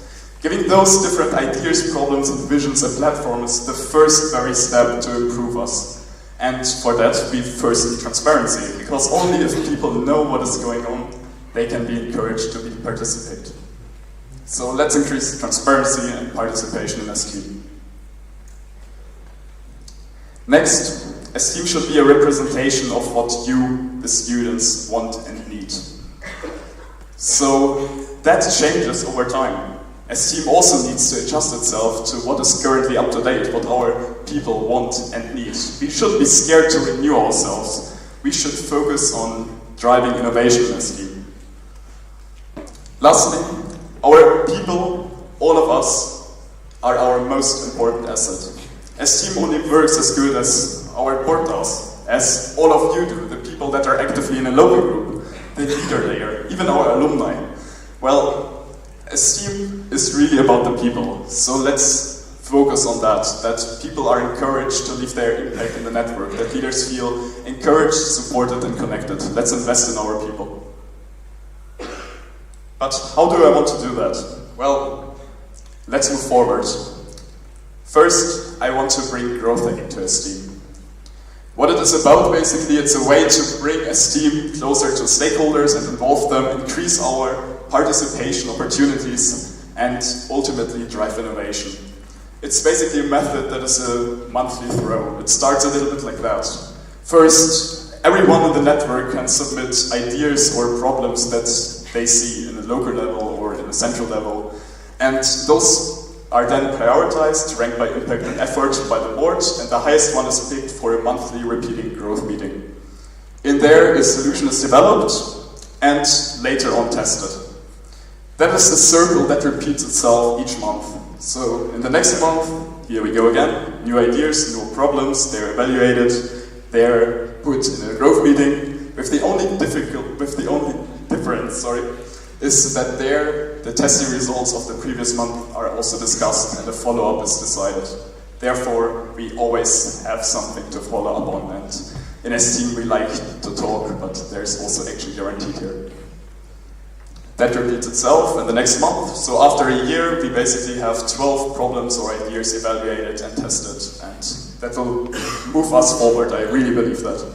It is a method that it's basically a new participation opportunity. It's something that is highly innovational, and it is a method that is already turned into reality in countless of companies, and I believe Esteem can benefit from it too. Next, in regard of the time, I will basically talk really briefly about the next goals. If you have any questions, I have backups for all of them, so don't hesitate to ask me, please. Next, I want to provide the local groups with PR materials that are adjusted to different stakeholders, so you can sell Esteem in the easiest way possible to companies, to partners, to your students, maybe students that are more interested in educational content, or in career-related content, or intercultural content. And I want to ensure that we have a bottom-top process in which local groups can request from Esteem what materials they need to move forward. I want to reform the way how we support local groups, the local group support system and the KPI forms that we currently send out, as the current solution really developed in the last years, but so far lacks scalability that I still want to ensure. Can I ask you to shorten up? Yes, complete. Next, I want to connect local groups with our alumni network and hold open board speaking hours once a week, establish feedback channels for the board and the leaders, because this is where we grow from, and organize open meeting dates in short event that is focused on getting the opinions and the input from local groups for central affairs. Investing in our people. I want to build an Esteem learning center with content that is also interested for the local level, something like how to have effective meetings, how to run an organization, how to give presentations in a nice way, something like that. We have so much knowledge, so much skills in Esteem, and giving that a platform is a really great way to make us accessible. Onboarding plans for each leadership position that we can point on this learning center and suggest content in order to make our leaders work well from the start. My biggest responsibility, the last point, investing in my co-boardies. That is where I really see my main responsibility as a president. I want to be a facilitator, supporter, and connector. When I was sitting here in the front row listening to all the presentations before them, I couldn't stop smiling. All of the people here presenting today, they are all having great ideas, great visions. They are people that want to move things, push things. Finding the middle way between what all the people believe in. Finding something that we can agree on and move forward. That is, I believe, my biggest responsibility as a president. So I want to be the facilitator that makes it possible, connecting everyone on the way and ensuring that everyone feels supported. Kai, I really have to ask you to go please. I have one cheesy quote for the end, if that's fine. All yours. If you're not scared, you're not taking a chance. If you're not taking a chance, then what the hell are you doing?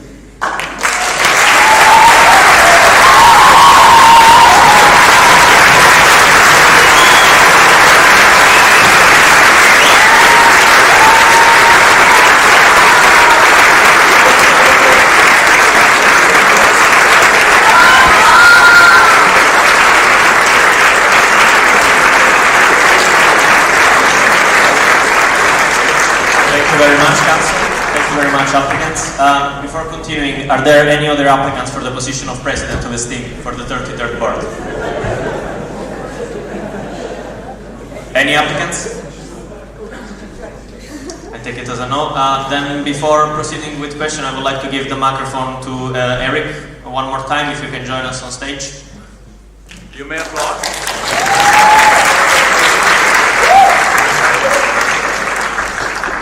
And after the clapping, I will need some silence. Thank you very much. All right. Hello, Council. I'm back again. I really feel fine on the stage. But yeah, being up here a couple of minutes ago showed me that I'm actually quite ill-prepared to take the position of President. I have had some prioritization issues. I had a lot to do with my university, so I could not delegate time for this, which I'm sorry for. But I want to say that, yeah, of course, I feel that Kai is a super good candidate, and I will have to resign my application for this year. Maybe it will be next year. But yes, I've got a lot to learn, and I wanted to just say that being an applicant when there is competition is an extremely challenging thing, but it's also very, very rewarding. So even if I might have not performed my best here right now, I have learned a lot, and I have grown a lot as a person, and I'm sure that all other applicants have as well. And this is a real big victory for our network, because this is giving us opportunity to choose our leaders. It's not just that we choose one person or not at all, only we actually have the opportunity to choose. So yeah, I will be, I'm here for you guys still. I think that we can do a lot of things amazing, although I will be probably being more of the supporter side. Thank you.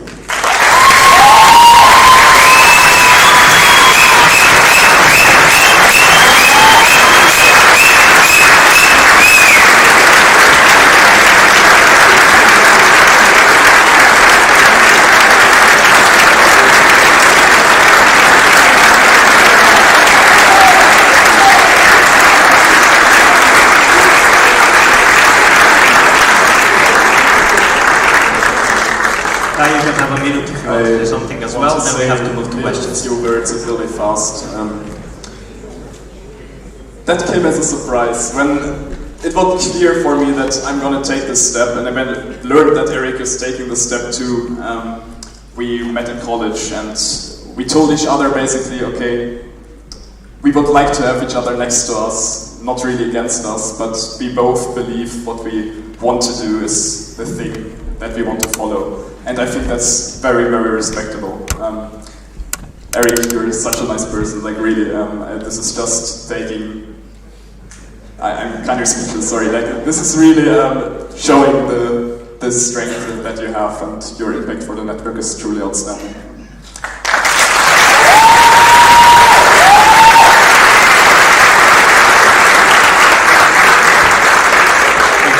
Now we will have questions, and as usual we will prioritize the delegates and predecessors, and let's start with the delegate in the front.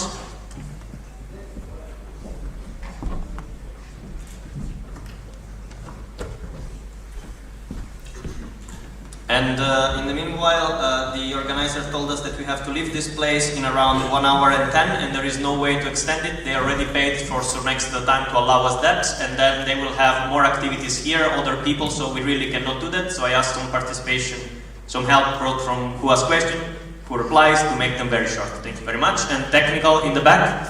Do you have an overview over the next couple of steps we have to talk about afterwards, so they know? In which sense, sorry? What can we move to the next step? Of what happens next? Agenda points?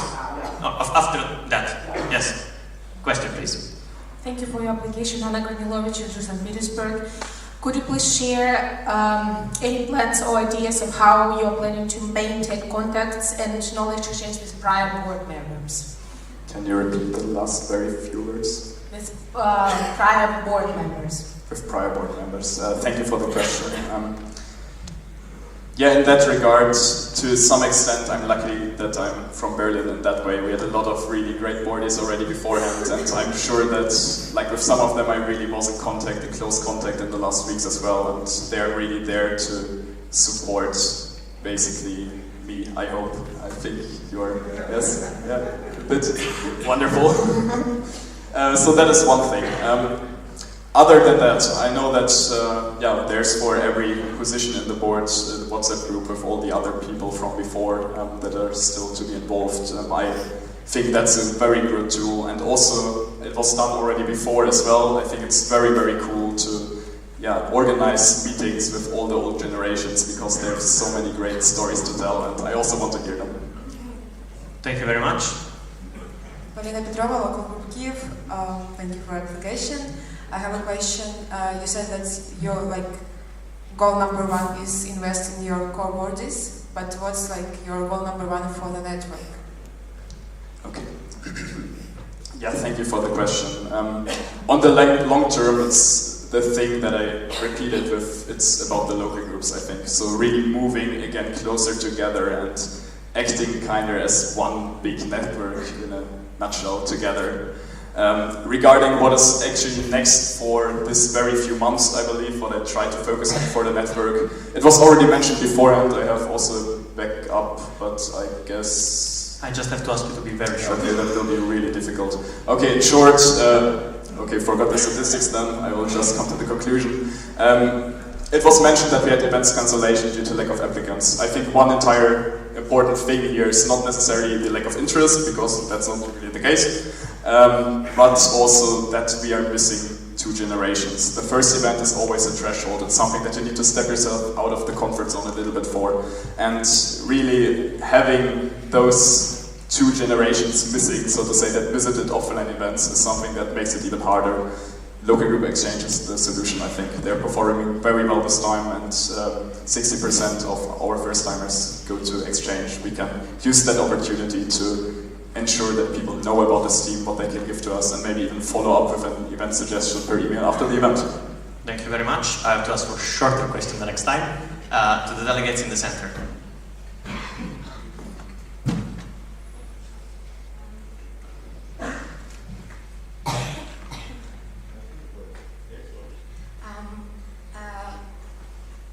Yes. Thank you for your presentation. Özge from Istanbul IT.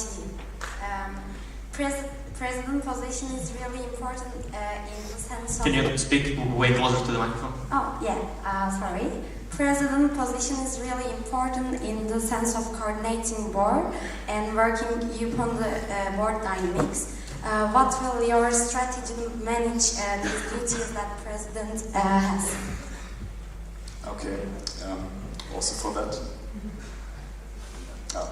3 things here. Firstly, adaptability in what my role is, I believe. I can be the stricter chairperson, but I also need to be the biggest supporter, the biggest friend. I need to be sometimes the babushka that brings beer and nutritions, maybe. It's really up to the thing that is needed in that moment, and it's my job to adapt myself to it and be sometimes the rock that people can lean on, and sometimes be the person that is just there when it's needed. Secondly, the right start, focusing on right expectation management. We have wonderful people with a lot of ideas, and having the right expectations from the beginning, how we want to work together, is really important to ensure that we are doing it on a long term. Lastly, well-being. We saw it a lot in previous boards that people are basically half of the mandate completely burned out or until the end. I think that's not where we want to be. For that, you can read it on the right, what I want to plan. Thank you very much. To the delegate next to you, if it's a different question. Thank you for presentation. My question is, Ozan Arda from Istanbul IT. My question is, president position. No, can you please elaborate your vision for the president? Sorry, can you speak just a bit farther away from the microphone? Can you please elaborate your vision for the president position, and how will you raise the impact of the position if you get elected? Okay. I think for the position of the president, it's not really important that the impact is necessarily that visible. The impact is really mainly focused on how the work as a whole works together. I think that's the important duty. My vision for the role of the president, gonna be honest, it is not something that I considered, because I don't think it's necessary that we need to change what the president is currently doing. The only thing, as a vision maybe, is that I want to ensure that we are more acting as a ST board, less in things of responsibilities. So after all, of course, each one of all the people have selected an area. After all, we're responsible for everything. We're one ST board. Thank you very much. The delegate to the left. The other left. My left. And please do not shut the microphones down when passing them over. Maria Falcher, LG Darmstadt. You were talking about establishing a learning center. Which platform do you plan to use for it? That's a very good question. In a way, it is something that originated out of the idea that the 30th board already started or tried to work on. It's something that, okay, using the knowledge on soft skills that are there. One important platform is actually just the onboarding plan that I also talked about, because that is targeting the people active in a local group maybe, or in central esteem. So there is just basically a document listing things that we believe are important for a good start. And something that can help them also on the soft skill level is then just linked there. I believe in videos, I think they're more convenient to do and they're like more engaging, so putting them on YouTube, putting the link there, and also making it accessible on Medium space maybe for the ones that are interested.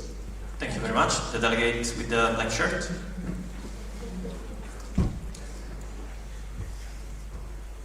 In the meanwhile, was there a president in the back asking for a question as well? No. Okay, if we have very short answer, we can have all of the delegates, otherwise not even that would be possible. I'm trying. Okay, Nicola Philip, LGBM. Thank you for your presentation, and I'll make a very short, quick question about the open board chats that you talked about. Who can join them? Okay, little clarification. I think I misused one word here. I was more talking about board speaking hours, so to say. So something that you would have in university, for example, that you can go each week to one selected hour, and there will be always at least one or multiple board members present. You can ask your questions, discussions, whatever. Hello, Doğa Erdal from LG Ankara Bilkent. Thank you for your application and your beautiful presentation. You mentioned your goal about providing PR materials adjusted to different LG target audiences. Can you explain that goal a little bit more and give examples? Okay, sure. So, in Esteem we are a network of local groups. We are very similar but also very different. Meaning some local groups recruit from members that are maybe more in the master degrees, more interested in the professional side of Esteem, the academic side. Others are there because they believe Esteem is a great way to visit countries and so on. So the interest of the people is quite different, also from the perspective of the local group. What I'm missing so far a little bit on that is really like materials that are adjusted to those different target groups of students. We also have already great materials in general. They're super great, especially when it comes to, I don't know, selling to companies and something like that, but there's what I see still potential. Thank you very much. Now we're going to have the very last and very short question from the delegate in the center, and then we're going to have a technical from the back. Hi, Mustafa Ulaş from LXIV. First of all, congratulations for your application, and you talk about restriction, LGSS and KPI forms. Can you elaborate on that? Of course, the problem here, that will take a little bit of time, I think, to give you a satisfying answer. I can still start. So, the thing about LGSS, it really developed a lot in the recent years.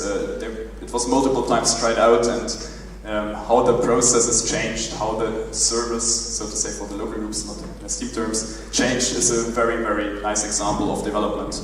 Though there's one essential problem. I talked to Senna today with Dennis, the current leader. They all agreed also on the scalability problem, meaning we have consultants that we need to find, people that need to dedicate themselves for a longer period of time, and they also need to be all-rounders to support local groups in every aspect. I think that's... Guy, I need you to conclude. This is impossible. Do your best. Okay, then I will cut the KPI form thing, just the change then. I would rather focus on LGSS being the facilitator of expertise in a way that we don't have consultants anymore that take the entire big project, but just a pool of people that have one specific expertise that they're really good at, because then it decreases the workload for him. I think we can get more consultants that way, and also the RC can be the one that has the big overview and conduct basically the coordination of the consultancy. Thank you very much. Is it fair to say that if somebody has questions for more specifics, they can approach you or write on Pigeonhole? Totally. Thank you very much. Then we have a technical from the very back. Sorry about that, Giuseppe. Luis Metzger, LG Berlin.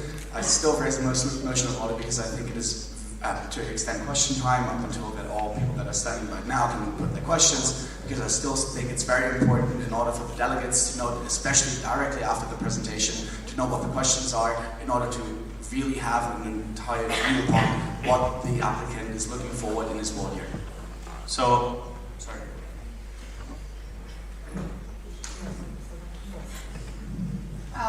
Here I would like to mention that the question time and presentation time is the same for every board applicant, and it's always like that. The board creates the agenda, so yes, you can vote, of course, the vote of the motion of order is valid, but please keep in mind that, and it will be unfair for the other applicants that answered questions in 7 minutes.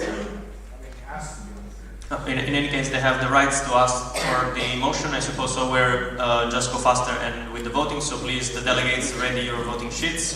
Also to mention here that we need to leave this room at 2:30, we're already quite over time, and then we'll have to cut some next presentations and question time as well. The question is the same as before, I would suppose, and it will be only 2 or 3 questions. Is it including you, Luis? Okay, so it's 3 questions. There was also someone else standing behind you, so those 3 people. I will use Pigeonhole. Okay, so we have the question is, do you want to have those 3 questions or do you want to move on? Green if you want to get an answer to those 3 questions, or red if you want to move on. And let's vote in 1, 2, 3.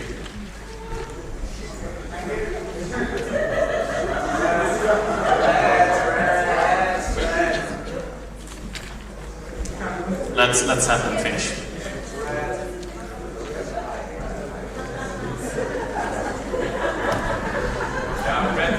Then, yes, motion rejected. Thank you anyway for asking, and thank you for voting, delegates. Thank you very much, Kai, for the application. Thank you very much, Eric, for the application as well.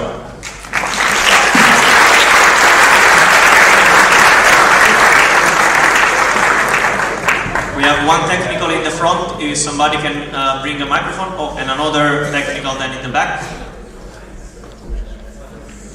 Silence, please. The delegate, yes. Is it on? Yes. Ines Bloodon from LG Vasa. Again, it's quite hot in here, so please could you turn the AC on? Question is to lower a bit the temperature. Yes. So if organizer can help with that, that would be lovely. And then we have another technical in the back to the left.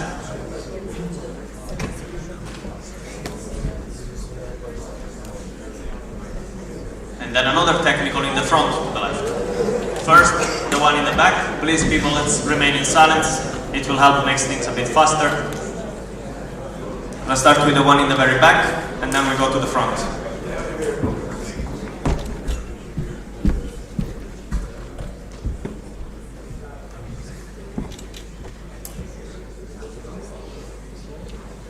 Let's not turn off the microphones, please.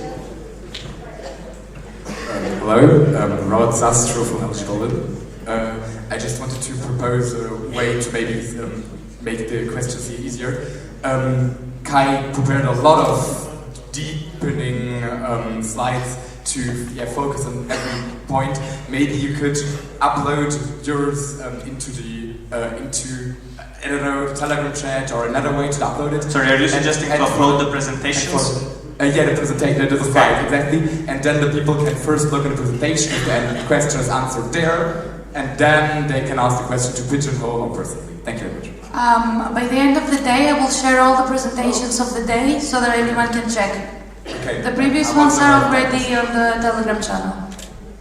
Thank you very much. And then we have, I suppose, the last technical here in the front to my left. Hello everyone, I'm Mete from Istanbul ITU. I'm the videographer of this event. Everyone keeps walking through when I'm trying to capture some important moments. So please wait 30 seconds before you walk through. Thank you very much. Okay, another technical in the center. People, let's be careful as well with technicals. Let's make sure they're very important. Maria Fransche, LG Darmstadt. I know it's been an issue before, but I would like to ask A bit louder. I would like to ask the organizer to at least try to provide a good Wi-Fi connection, because I feel like, for example, for me, I cannot access Pigeonhole. Sorry, can this be taken care of in breaks usually rather than now? There is no necessity right now for internet connection. Thank you very much. Okay, then we move on, and I close agenda point 60, board applications.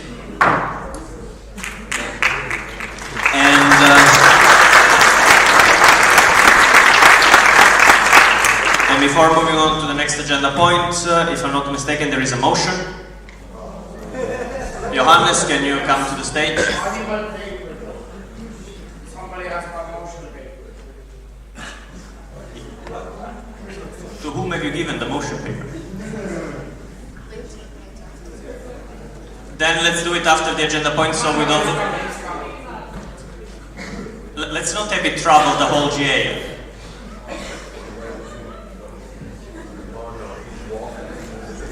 Silence, please.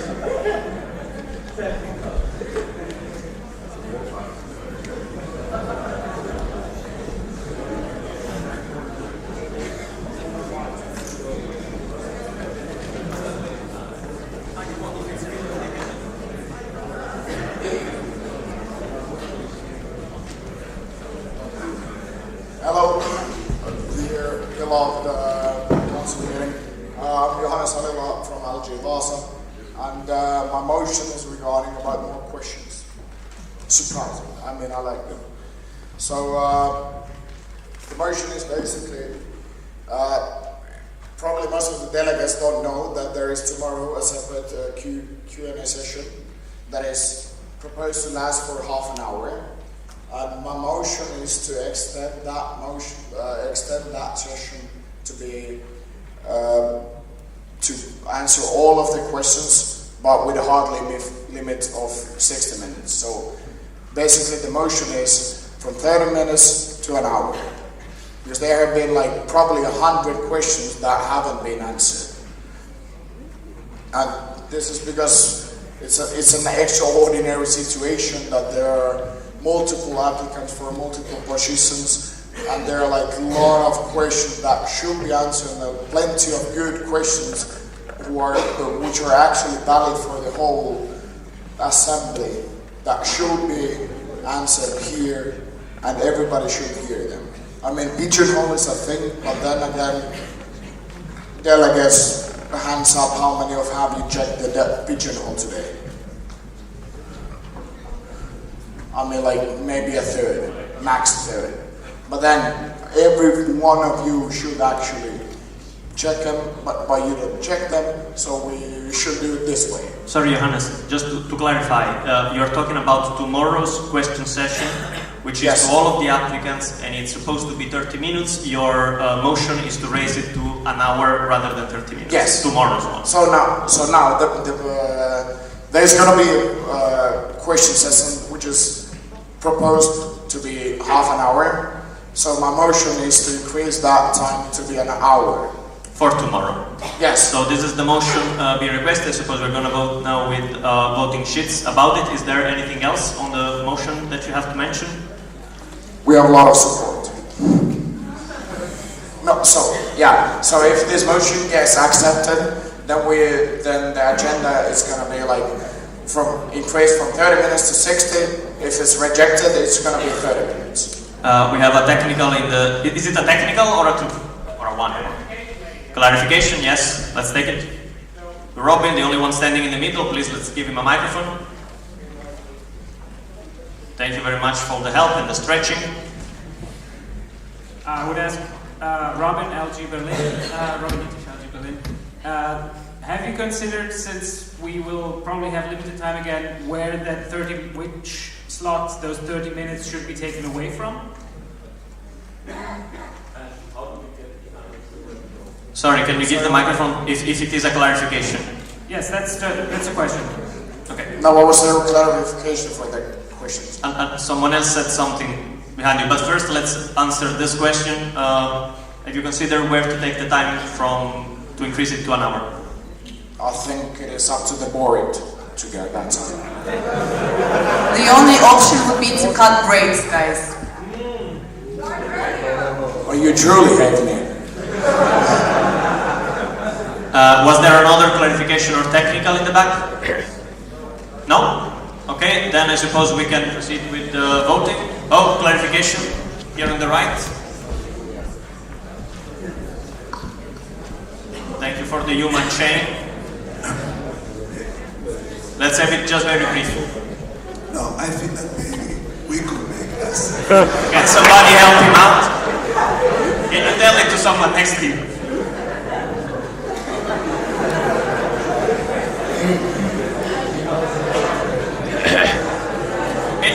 It's a new. We could make this 30 minutes in a break of today. You can take that time for us. There is no other break. When we finish here, we are going to go to the training sessions and working groups, and then regional working groups, and then we are out. And we are leaving this place at 2:30. It must be in the lunch break of tomorrow. There is no other time. And the drinking game. Please, a very short answer, people, because we are losing time again here. Yes, I don't want to do this, but I have to do this. I understand. Yes, Let's not have other replies. But I wanted to extend the time today, but because we were already late, we couldn't do it today, so we have to extend the time tomorrow. Another technical in the very back. Can somebody please give a microphone? I don't need my after back this team for No, sorry. Can you please just take the microphone? It's just a bit difficult from here. Thank you. So, I've been in this team for quite a while, and after being back now since a couple of years today, it really frustrates me a little bit how inefficient this whole GA thing is. With all your technical questions, which we're having over and over again, I don't know how many fun emotions you already did, but this is really not the sense of this team. We are here for having good and proper discussions. We are here for making decisions. So ask proper questions and not make this whole process more complicated than it has to be. Thank you. Thank you. So now if there are no other technicals, I would proceed with the voting. We have the voting committee on stage. We're going to vote with the voting sheets. So, sorry? Before we vote, let me just share. We are preparing an agenda in advance with organizers, so we have quite limited time. Organizers are paying for this room, so if we go overtime, you have to pay extra. As well as we don't have any time but to cut from breaks to have the extra time for questions. Then it would mean if we have more time for questions, we don't have breaks. Thank you very much.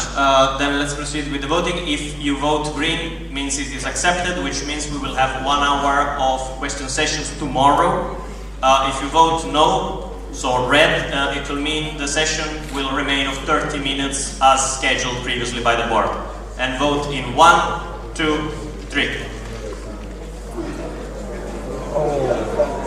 Oh. Keep them up for the voting committee, please. Not on your chest, above your head.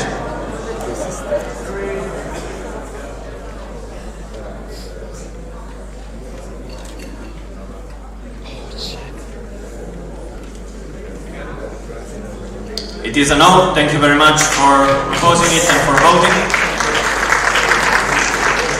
So we are proceeding. I've closed agenda point about the board application. Now we are moving on, and I open agenda point 61, esteemed alumni, and I would like to invite them to the stage.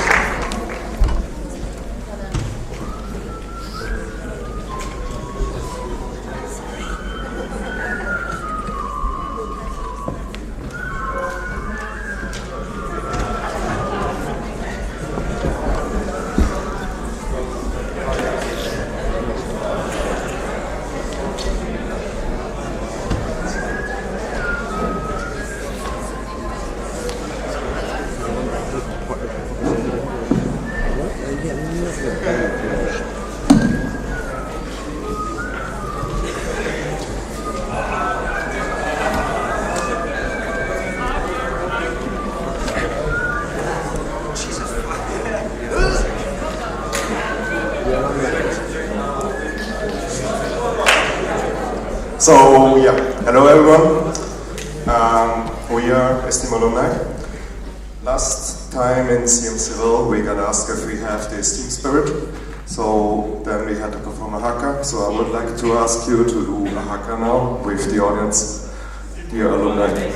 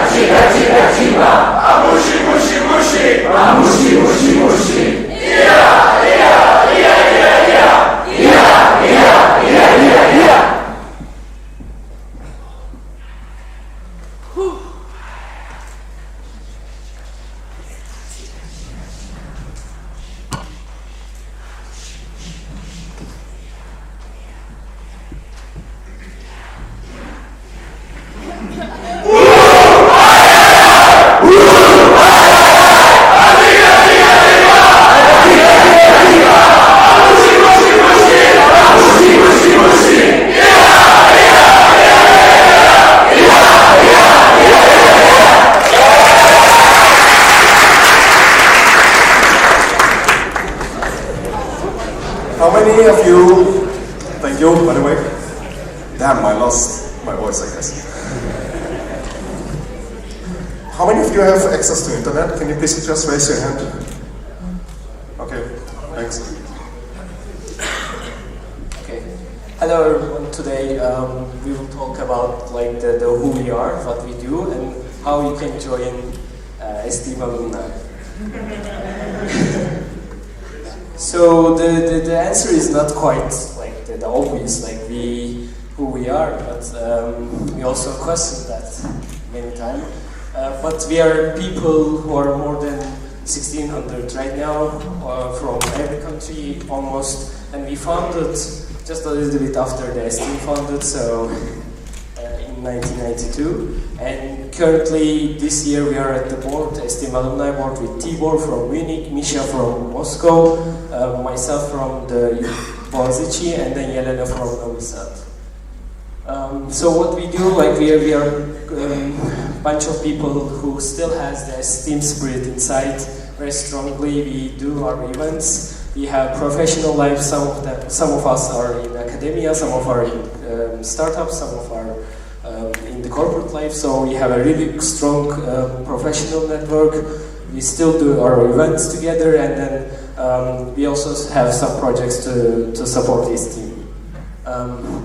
What we do, we have one of our main events is the alumni meeting, like the council meeting. And this happens once a year, and it will happen next month in the beginning of June in lovely Calabria, Italy.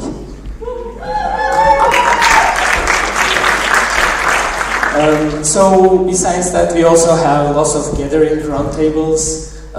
We do skiing activities, sailing, and some other sporting events. We attended the many festivals together, and then last but not least, the after work with alumni to express ourselves and express the life after the STEAM. So we have some projects within the STEAM alumni. So these are the mentoring program, I Am Caring Foundation, STEAM Incubator, Leadership Camp, and the Lean Six Sigma for STEAM alumni. How can you join? That you just need to go to the portal, you scroll down, and then join the alumni, fill the form. The questions are so easy, and then yeah, just click. Thank you so much. And we have like Kahoot, small quiz. So yeah, I was asking you about this. We had this in Sevilla also, the Kahoot quiz, where everybody can join with a smartphone. We have 8 minutes left, so I believe that's feasible. Let's do that. Please open the Kahoot.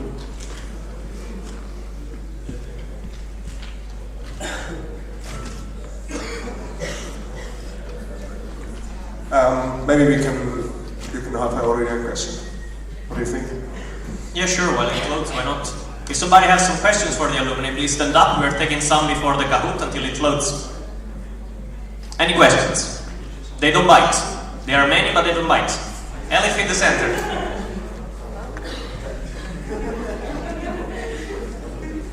We start with Elif in the center. Can someone give her a microphone?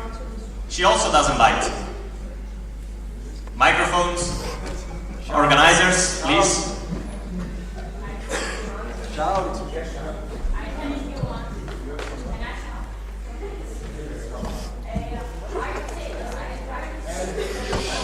Microphone coming. Oh, we only take those 3 questions and then we move to the Kahoot. Can you hear? Okay. Elif Nuraklılarım İstanbul IT'yi and Yıldız. Are you tracking the esteem babies? If yes, can you show the data to us one day? This is under the personal data protection. Thank you very much. Then we have another question from the delegate here on my right. Technical. Oh, technical, sorry. I haven't seen you. Sorry, we have a technical on the left first.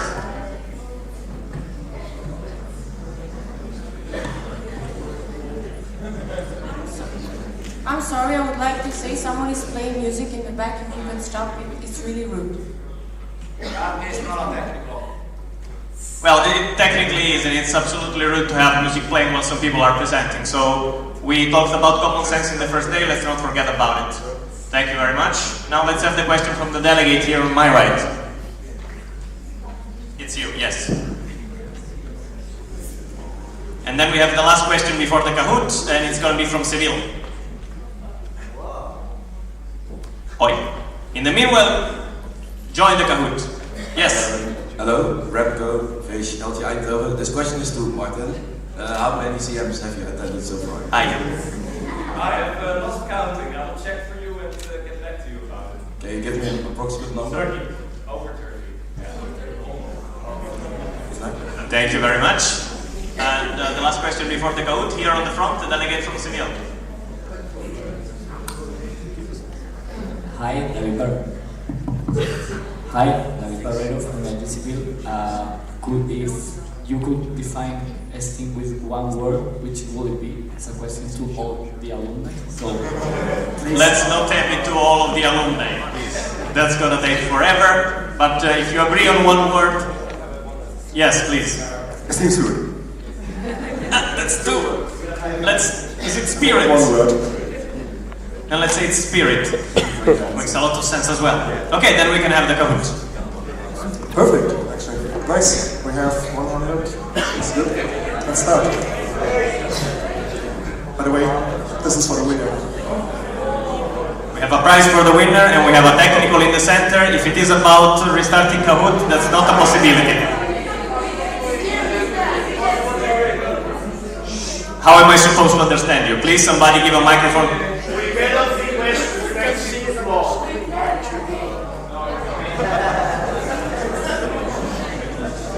Okay. The first question is running out with the seconds. It would be yellow. Do you want me to help out reading the questions and answers? Yes. Oh, that's gonna be tough. Okay, you really thought it was a 10-second question. God damn it. Let's go. Oh well, still. When was LG Belgrade founded?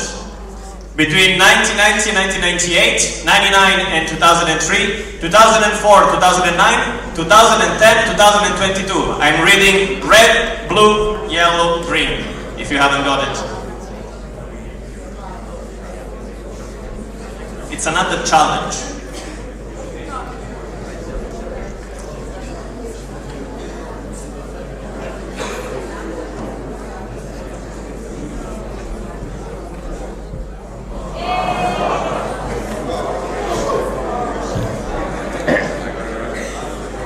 Ole ole.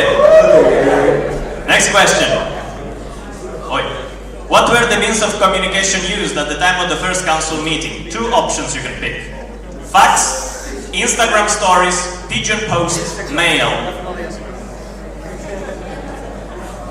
And look at those answers, raising. How many pigeon posts are we expecting? 5.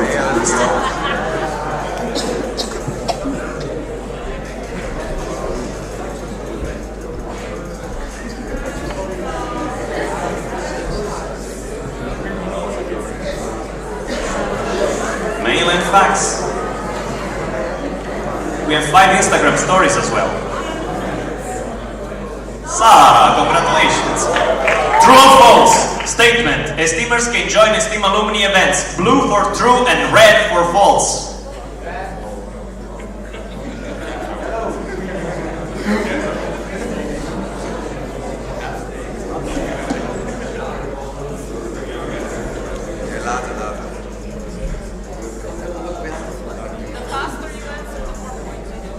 No pressure, no pressure. I think they don't come pressure that deep.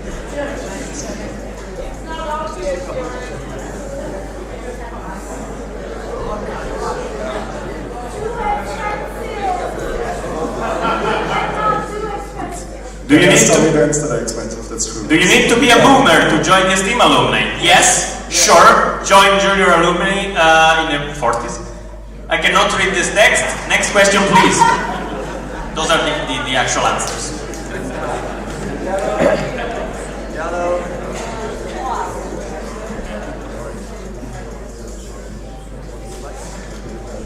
I'm really looking forward to the answers.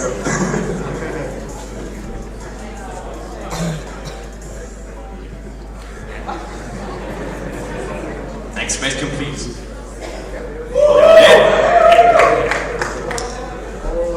And the last one. Double points. Nowadays we're using Esteem Portal version 6. When was the first version created? 91, 2002, 2008, 99.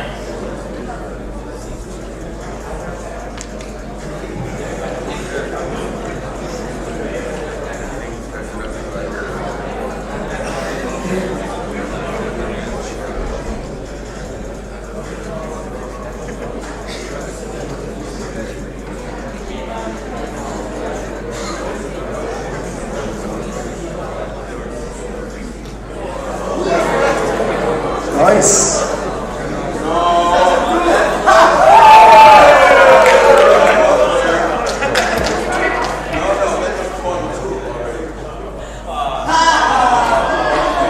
Oh, we have another question. Double points. Esteem was founded in 1990. When was Esteem alumni founded? 91, 92, 2010, or 96?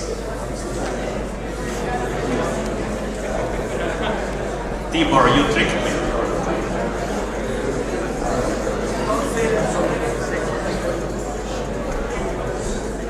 But I have good reflexes.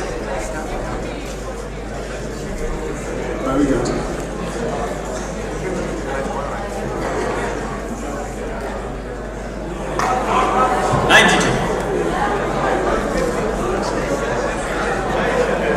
So,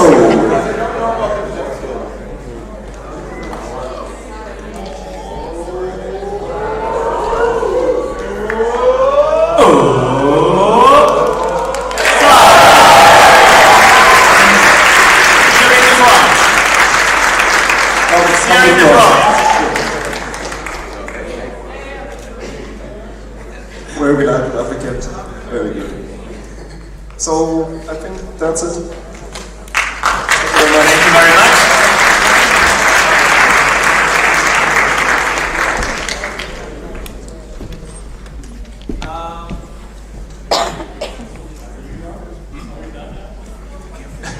Asking, are they done now? It seems so, yes, so thank you very much to the alumni.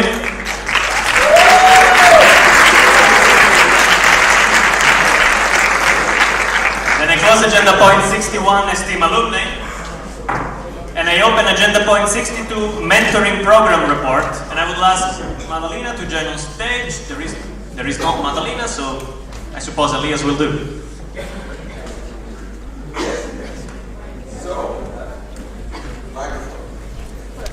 Microphone. I hate microphones. Alrighty. Mentoring. you. I mean, I'm investing your time now to that you have to listen to me talking. So I hope it's gonna be worth it. I try my best. So I'm Marina Gavila. I'm from local group Bucharest and Munich. And I'm the project leader of the mentoring program. Who of you knows the mentoring program?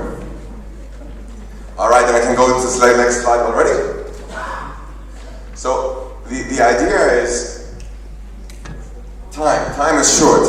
How do you make the most of the time? It's like, how do you make the mistakes that Kai said, like that you try not to make the same mistakes always again.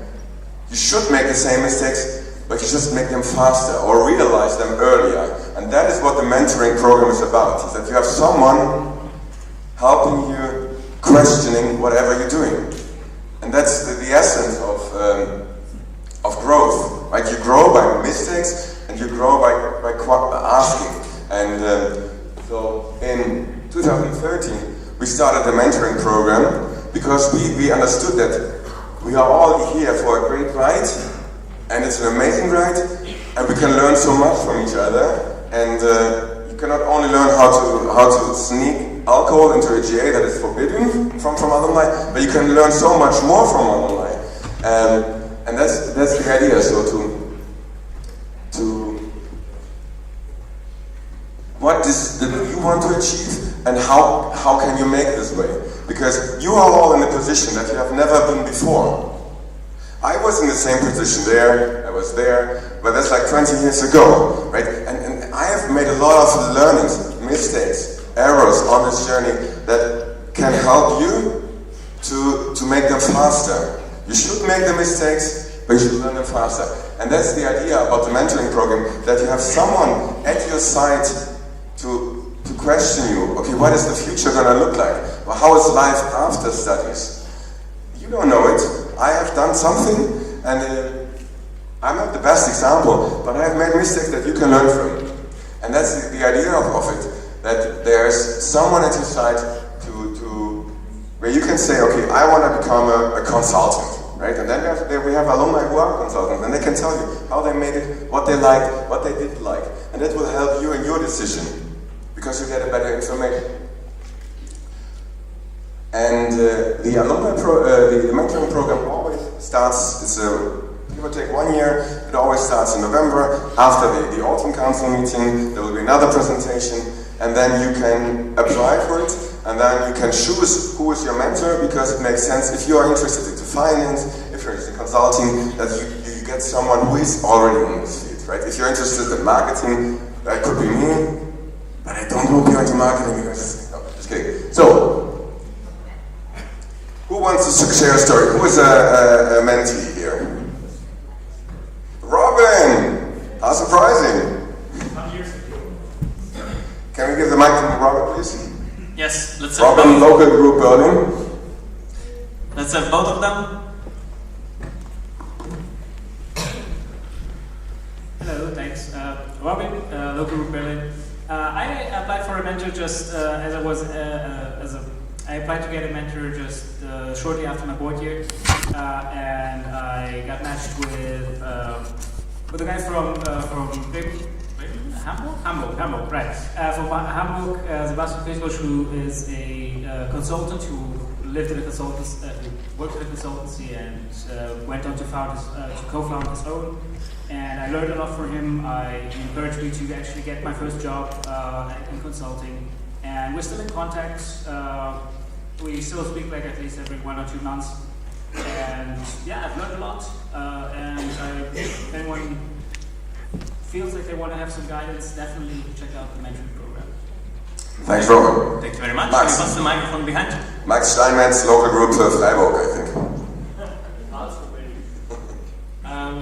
I was there in 2013. That was the time when I founded my first company, and I got matched with another experienced founder who had scaled up his company. And for me, this was a really, really interesting time because even if you start a company, you do, let's say, 100 mistakes every freaking day. And there's even more important to have a good mentor, a person who can guide you which details you need to take care of when you found the company, how you structure the culture, and a lot of other things.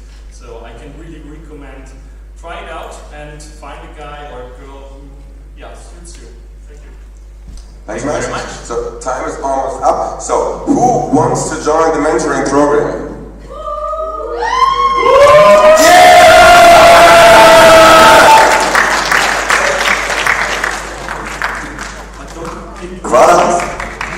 Thank you very much. Given the overtime, may I suggest for questions to approach you directly? Please, yeah, you can see me, you can ask us, you can ask any alumni, most have gone through it. Time is short, and time is on you. Thank you very much. Thank you, Elias. Then I close agenda point 62, mentoring program report. And I open agenda point 63, Club of 100 report, and I would like Martin to join us on stage. Yes, so my name is Martin Schoenbeck. In the next few minutes I will give you a very brief introduction to what the Club of 100 is and how we make a difference in this team. So why do we need a Club of 100? Well, first of all, we realize it is much more difficult and challenging to be a student nowadays in countries that are faced by economic crisis and lack of governmental support for being an internationally active student. So we want to make it possible for everyone to provide equal opportunities for IM students to be active in a STEAM independent of their background. And that may be because the government in their country is not supporting them as much as they should, or there may also be cases where, for example, parents are not able to support their children the way they would like to. So that's why we have a Club of 100 as a last resort to apply for financial support to either participate at an STEAM event or take on a leadership position. Secondly, we noticed that innovative ideas that bring a STEAM forward are not always that easy to fund. So it's much more easier to find a corporate sponsor for a well-established project than if you want to really build up something new and don't even know yet how to sell that. So that's why we have the Fundum Award, and I will explain a little bit more about that afterwards. And we also can provide prizes support for initiatives and projects that otherwise would not have been possible to realize. So our money, of course, has to come from somewhere, and that's also why we call it the Club of 100, because our goal is 100 members who donate at least €500 per year for at least 5 years. And most of our members are STEAM alumni. We also open to professors, currently have one in there, and to open to anyone else who would like to support our goals. So maybe some of your parents, or maybe a professor at your university who really sees the added value of STEAM. Club of 100 is administered by the I Am Caring Foundation. Some of you may be familiar with that, the legal entity. There will be also a brief presentation about that. And all the decisions about applications for support are made by a triumvirate consisting of one representative of the members of the Club of 100, that's currently me, as well as one representative of the STEAM board, Dasha, and one representative of the I Am Caring Foundation, that's Carmen from Madrid. So all the money is used to support the STEAM and the STEAMers. We have an information page on the portal, and you can find a link to our application forms. Feel free to hand in an application anytime, but remember, we are the last resort. So we have a limited amount of funds. We're not able to support everyone. We do our best. And so think first what other options you have, and if you see there's no other option, you're welcome to hand in an application, and here you can find the link to the page. And of course you're also welcome to send us an email anytime, and in the rest of the time I would suggest not to ask any questions right now, because this is not a thing that the council needs to make any decisions upon. Thank you very much.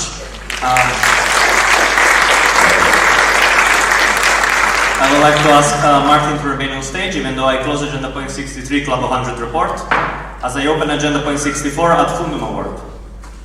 Thank you. So, Ad Fundum, do you know what it is? Yes. But we also use it, we want to stimulate innovation in a STEAM. And I think as having been around in a STEAM for about 20 years, there There's a lot of creativity in this organization, and a lot of initiatives have been taken over the years that really have put the organization to the next level. And we want to stimulate that. And of course, sometimes you need some money to realize your idea. So we have an award for that. It used to be awarded twice a year, but we are making some changes to the concept. We want to strengthen it. This time we had the Esteem trading card game. I think it's a very good example of an added value, something new to Esteem, but we think the potential is still bigger. So to strengthen the concept, we've made a few changes. The Fundum Award will only be awarded once a year, so that's why there's no Fundum Award this time. But there will be an opportunity to apply in autumn. So you can already start thinking of your idea and how you want to realize it. What is the added value of it, and what financial support do you need for that? You will get a realization time frame of 1 year. It will be extended, and there will be a tighter follow-up by the Esteem board. So the next Esteem board will follow this award and support you on that. And on top of that, we have been able to engage with a former Fundum Award winner, who is nowadays a professional innovation consultant at EY Serin in Dublin, Alina Zitbrand, and she will provide coaching to the winner to help them realize their idea and stimulate the innovation in Esteem. So we're looking forward to see your applications in autumn. You can already start developing it now. Thank you.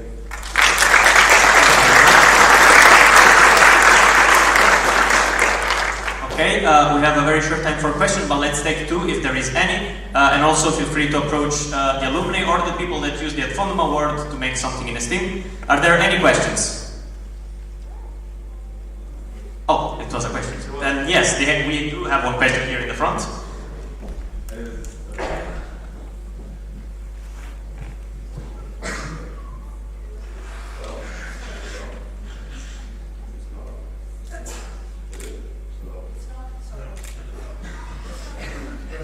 Now it's on. Yeah. Eric Victor Tomiaszyński, local Gothenburg. What do you mean that it will be that you need to have Alina that supervises? How will this affect? She's not going to supervise anything. It's an offering for the winner to get a professional innovation consultant and multiple award winner in the past, who has a very good track record of adding new things to his team, to really use her experience to help the Fundum Award winner to make their idea bigger than it already is.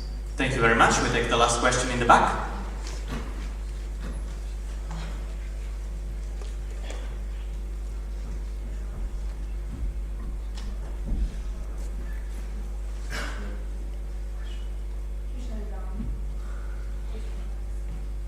Hello, Valent Dorian, local Budapest. Okay, my question is about the Club of 100, just a short one. Can you speak way louder? louder? Questions about Yes, the Club of 100, okay. you can send an email. I think it's someone might be curious. It's just about why are there only 100 people? Is there any strict chance of it? Strict regulation of it? Yeah, I can give you a long explanation on that, but I don't think it's very relevant for all of the audience, so I would be happy to discuss this over a beer. Okay, thank you. Thank you very much. Thank you, Martin.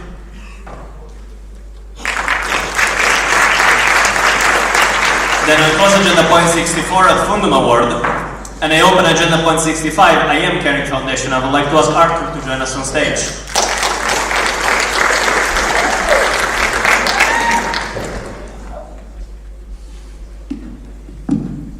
Alright, so you already heard the name in the previous presentation, the I Am Caring Foundation. So, very briefly, what is the I Am Caring Foundation? Did anybody already hear about it? Like, just click hands up, down? Okay, that's actually, okay, not bad. So, our purpose is to bring together people who lead change towards a caring society, meaning we are an association or a charitable association that is also started by 3 organizations, so Esteem Alumni and APM, so the students, alumni and the academic field, and we are combining all of those. And we are striving to encourage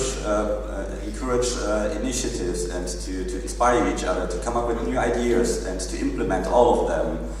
So, as already mentioned, we are also a charitable organization, like recognized in the Netherlands and registered there. So we also have the possibility to make things happen and to give people an administrative body, such as for the Club of 100, and make payments and everything else, have a bank account. And together we have an increasing impact that leads towards a caring society. So all of those points are leading towards our purpose. How do we approach this? So first of all, in the center we have we are now trying, or we are in the work of growing our community, like having more members, having more people involved to also have a bigger impact in society. But additionally, we also have to administrate everything and to promote everything, focus areas. Those focus areas have also multiple sub-projects that can also be promoted and be organized. How do we approach it? So first of all, we try to deliver equal opportunities to everybody, so that everybody has the same chance, and additionally also a fact-based approach, so not having like an unfair system or whatsoever. What kind of initiatives and activities do we have? So first of all, the I Am Caring Convention. So that is one of our main events, which is usually focused on one big topic, and then this is going to be discussed by experts, and we have workshops, etc. pp. And there also quite often happen a dialogue show, and in this dialogue talk show we invite, for instance, in Kiev we had politicians there and also normal citizens, and then they were discussing political issues. So very interesting. Then there's also sustainable system masterclasses. So people gathered together to hire somebody that is teaching sustainable system, how to approach it, how to conduct it, and everything that is related to it. Then the Club of 100, you already heard about it. As next, we have movement calls, so people gathering and discussing a topic, maybe also inspiring each other to start new initiatives, new projects, and other stuff. Then leadership camp, that is basically summer academy for alumni. Then impact thesis, that is very interesting for you, I will come back to it in a moment. And the I Am Caring movement podcast as well. Sustainability bootcamp, that is also an event where people gather together and discuss topics concerning sustainability. The improvement specialist development program, so I think it was already dropped, like the Lean Six Sigma Black Belt course, that is also like administered under the I Am Caring Foundation. And last but not least, Project SOS. This is also something that I will skip now because we will have later a presentation about. How can you be involved here? So here we have 4 projects which are very suitable for every student as well. So not only alumni can join there, but also students can participate and are very, very invited to it. First of all, we have the I Am Caring Movement podcast. So if you want to talk with somebody, if you want to interview like a really interesting person and you have no idea how to approach this person, then you can come to us and we can try to set up a connection with that person. So for instance, we already had one campaign organizer for election in the US there, so we interviewed this person, and there's also a podcast episode. Can I ask to start wrapping up?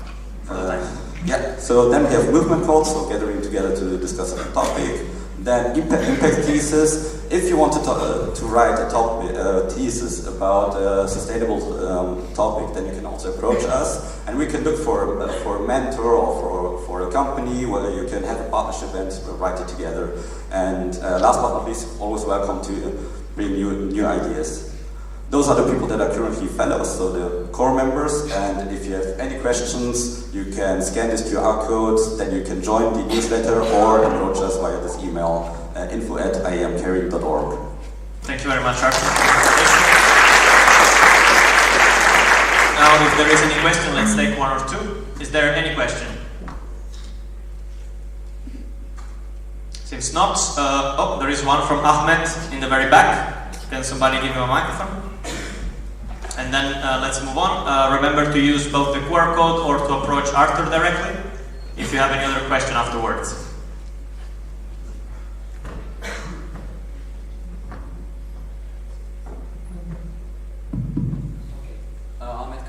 İstanbul Boğaziçi. Does the I Am Caring Foundation have any kind Can you raise your volume? Yeah, does the I Am Caring Foundation have any kind of expectation of devotion for the fellowship? Yes, so if you want to become a fellow, then you're dedicated or you're officially a fellow for 3 years. And then indeed it is required or expected that you're also participating very actively. This doesn't mean that we are on the same activity level as Central Esteem, because everybody is usually working there and we don't have that much time. But you should be every now and then present and also deliver some outcomes and also be active in chats, for instance. But this is on a lower level than Central Esteem for sure. Thank you. Thank you very much. Thank you, Ahmed, for the question. Thank you, Arthur, for the presentation.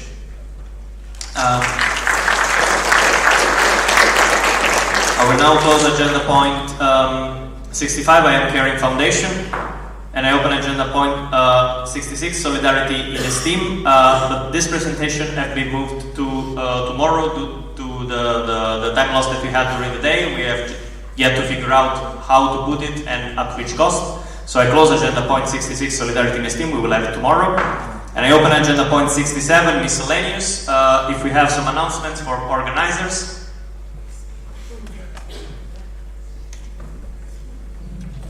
We have an announcement from organizers. Give me a second.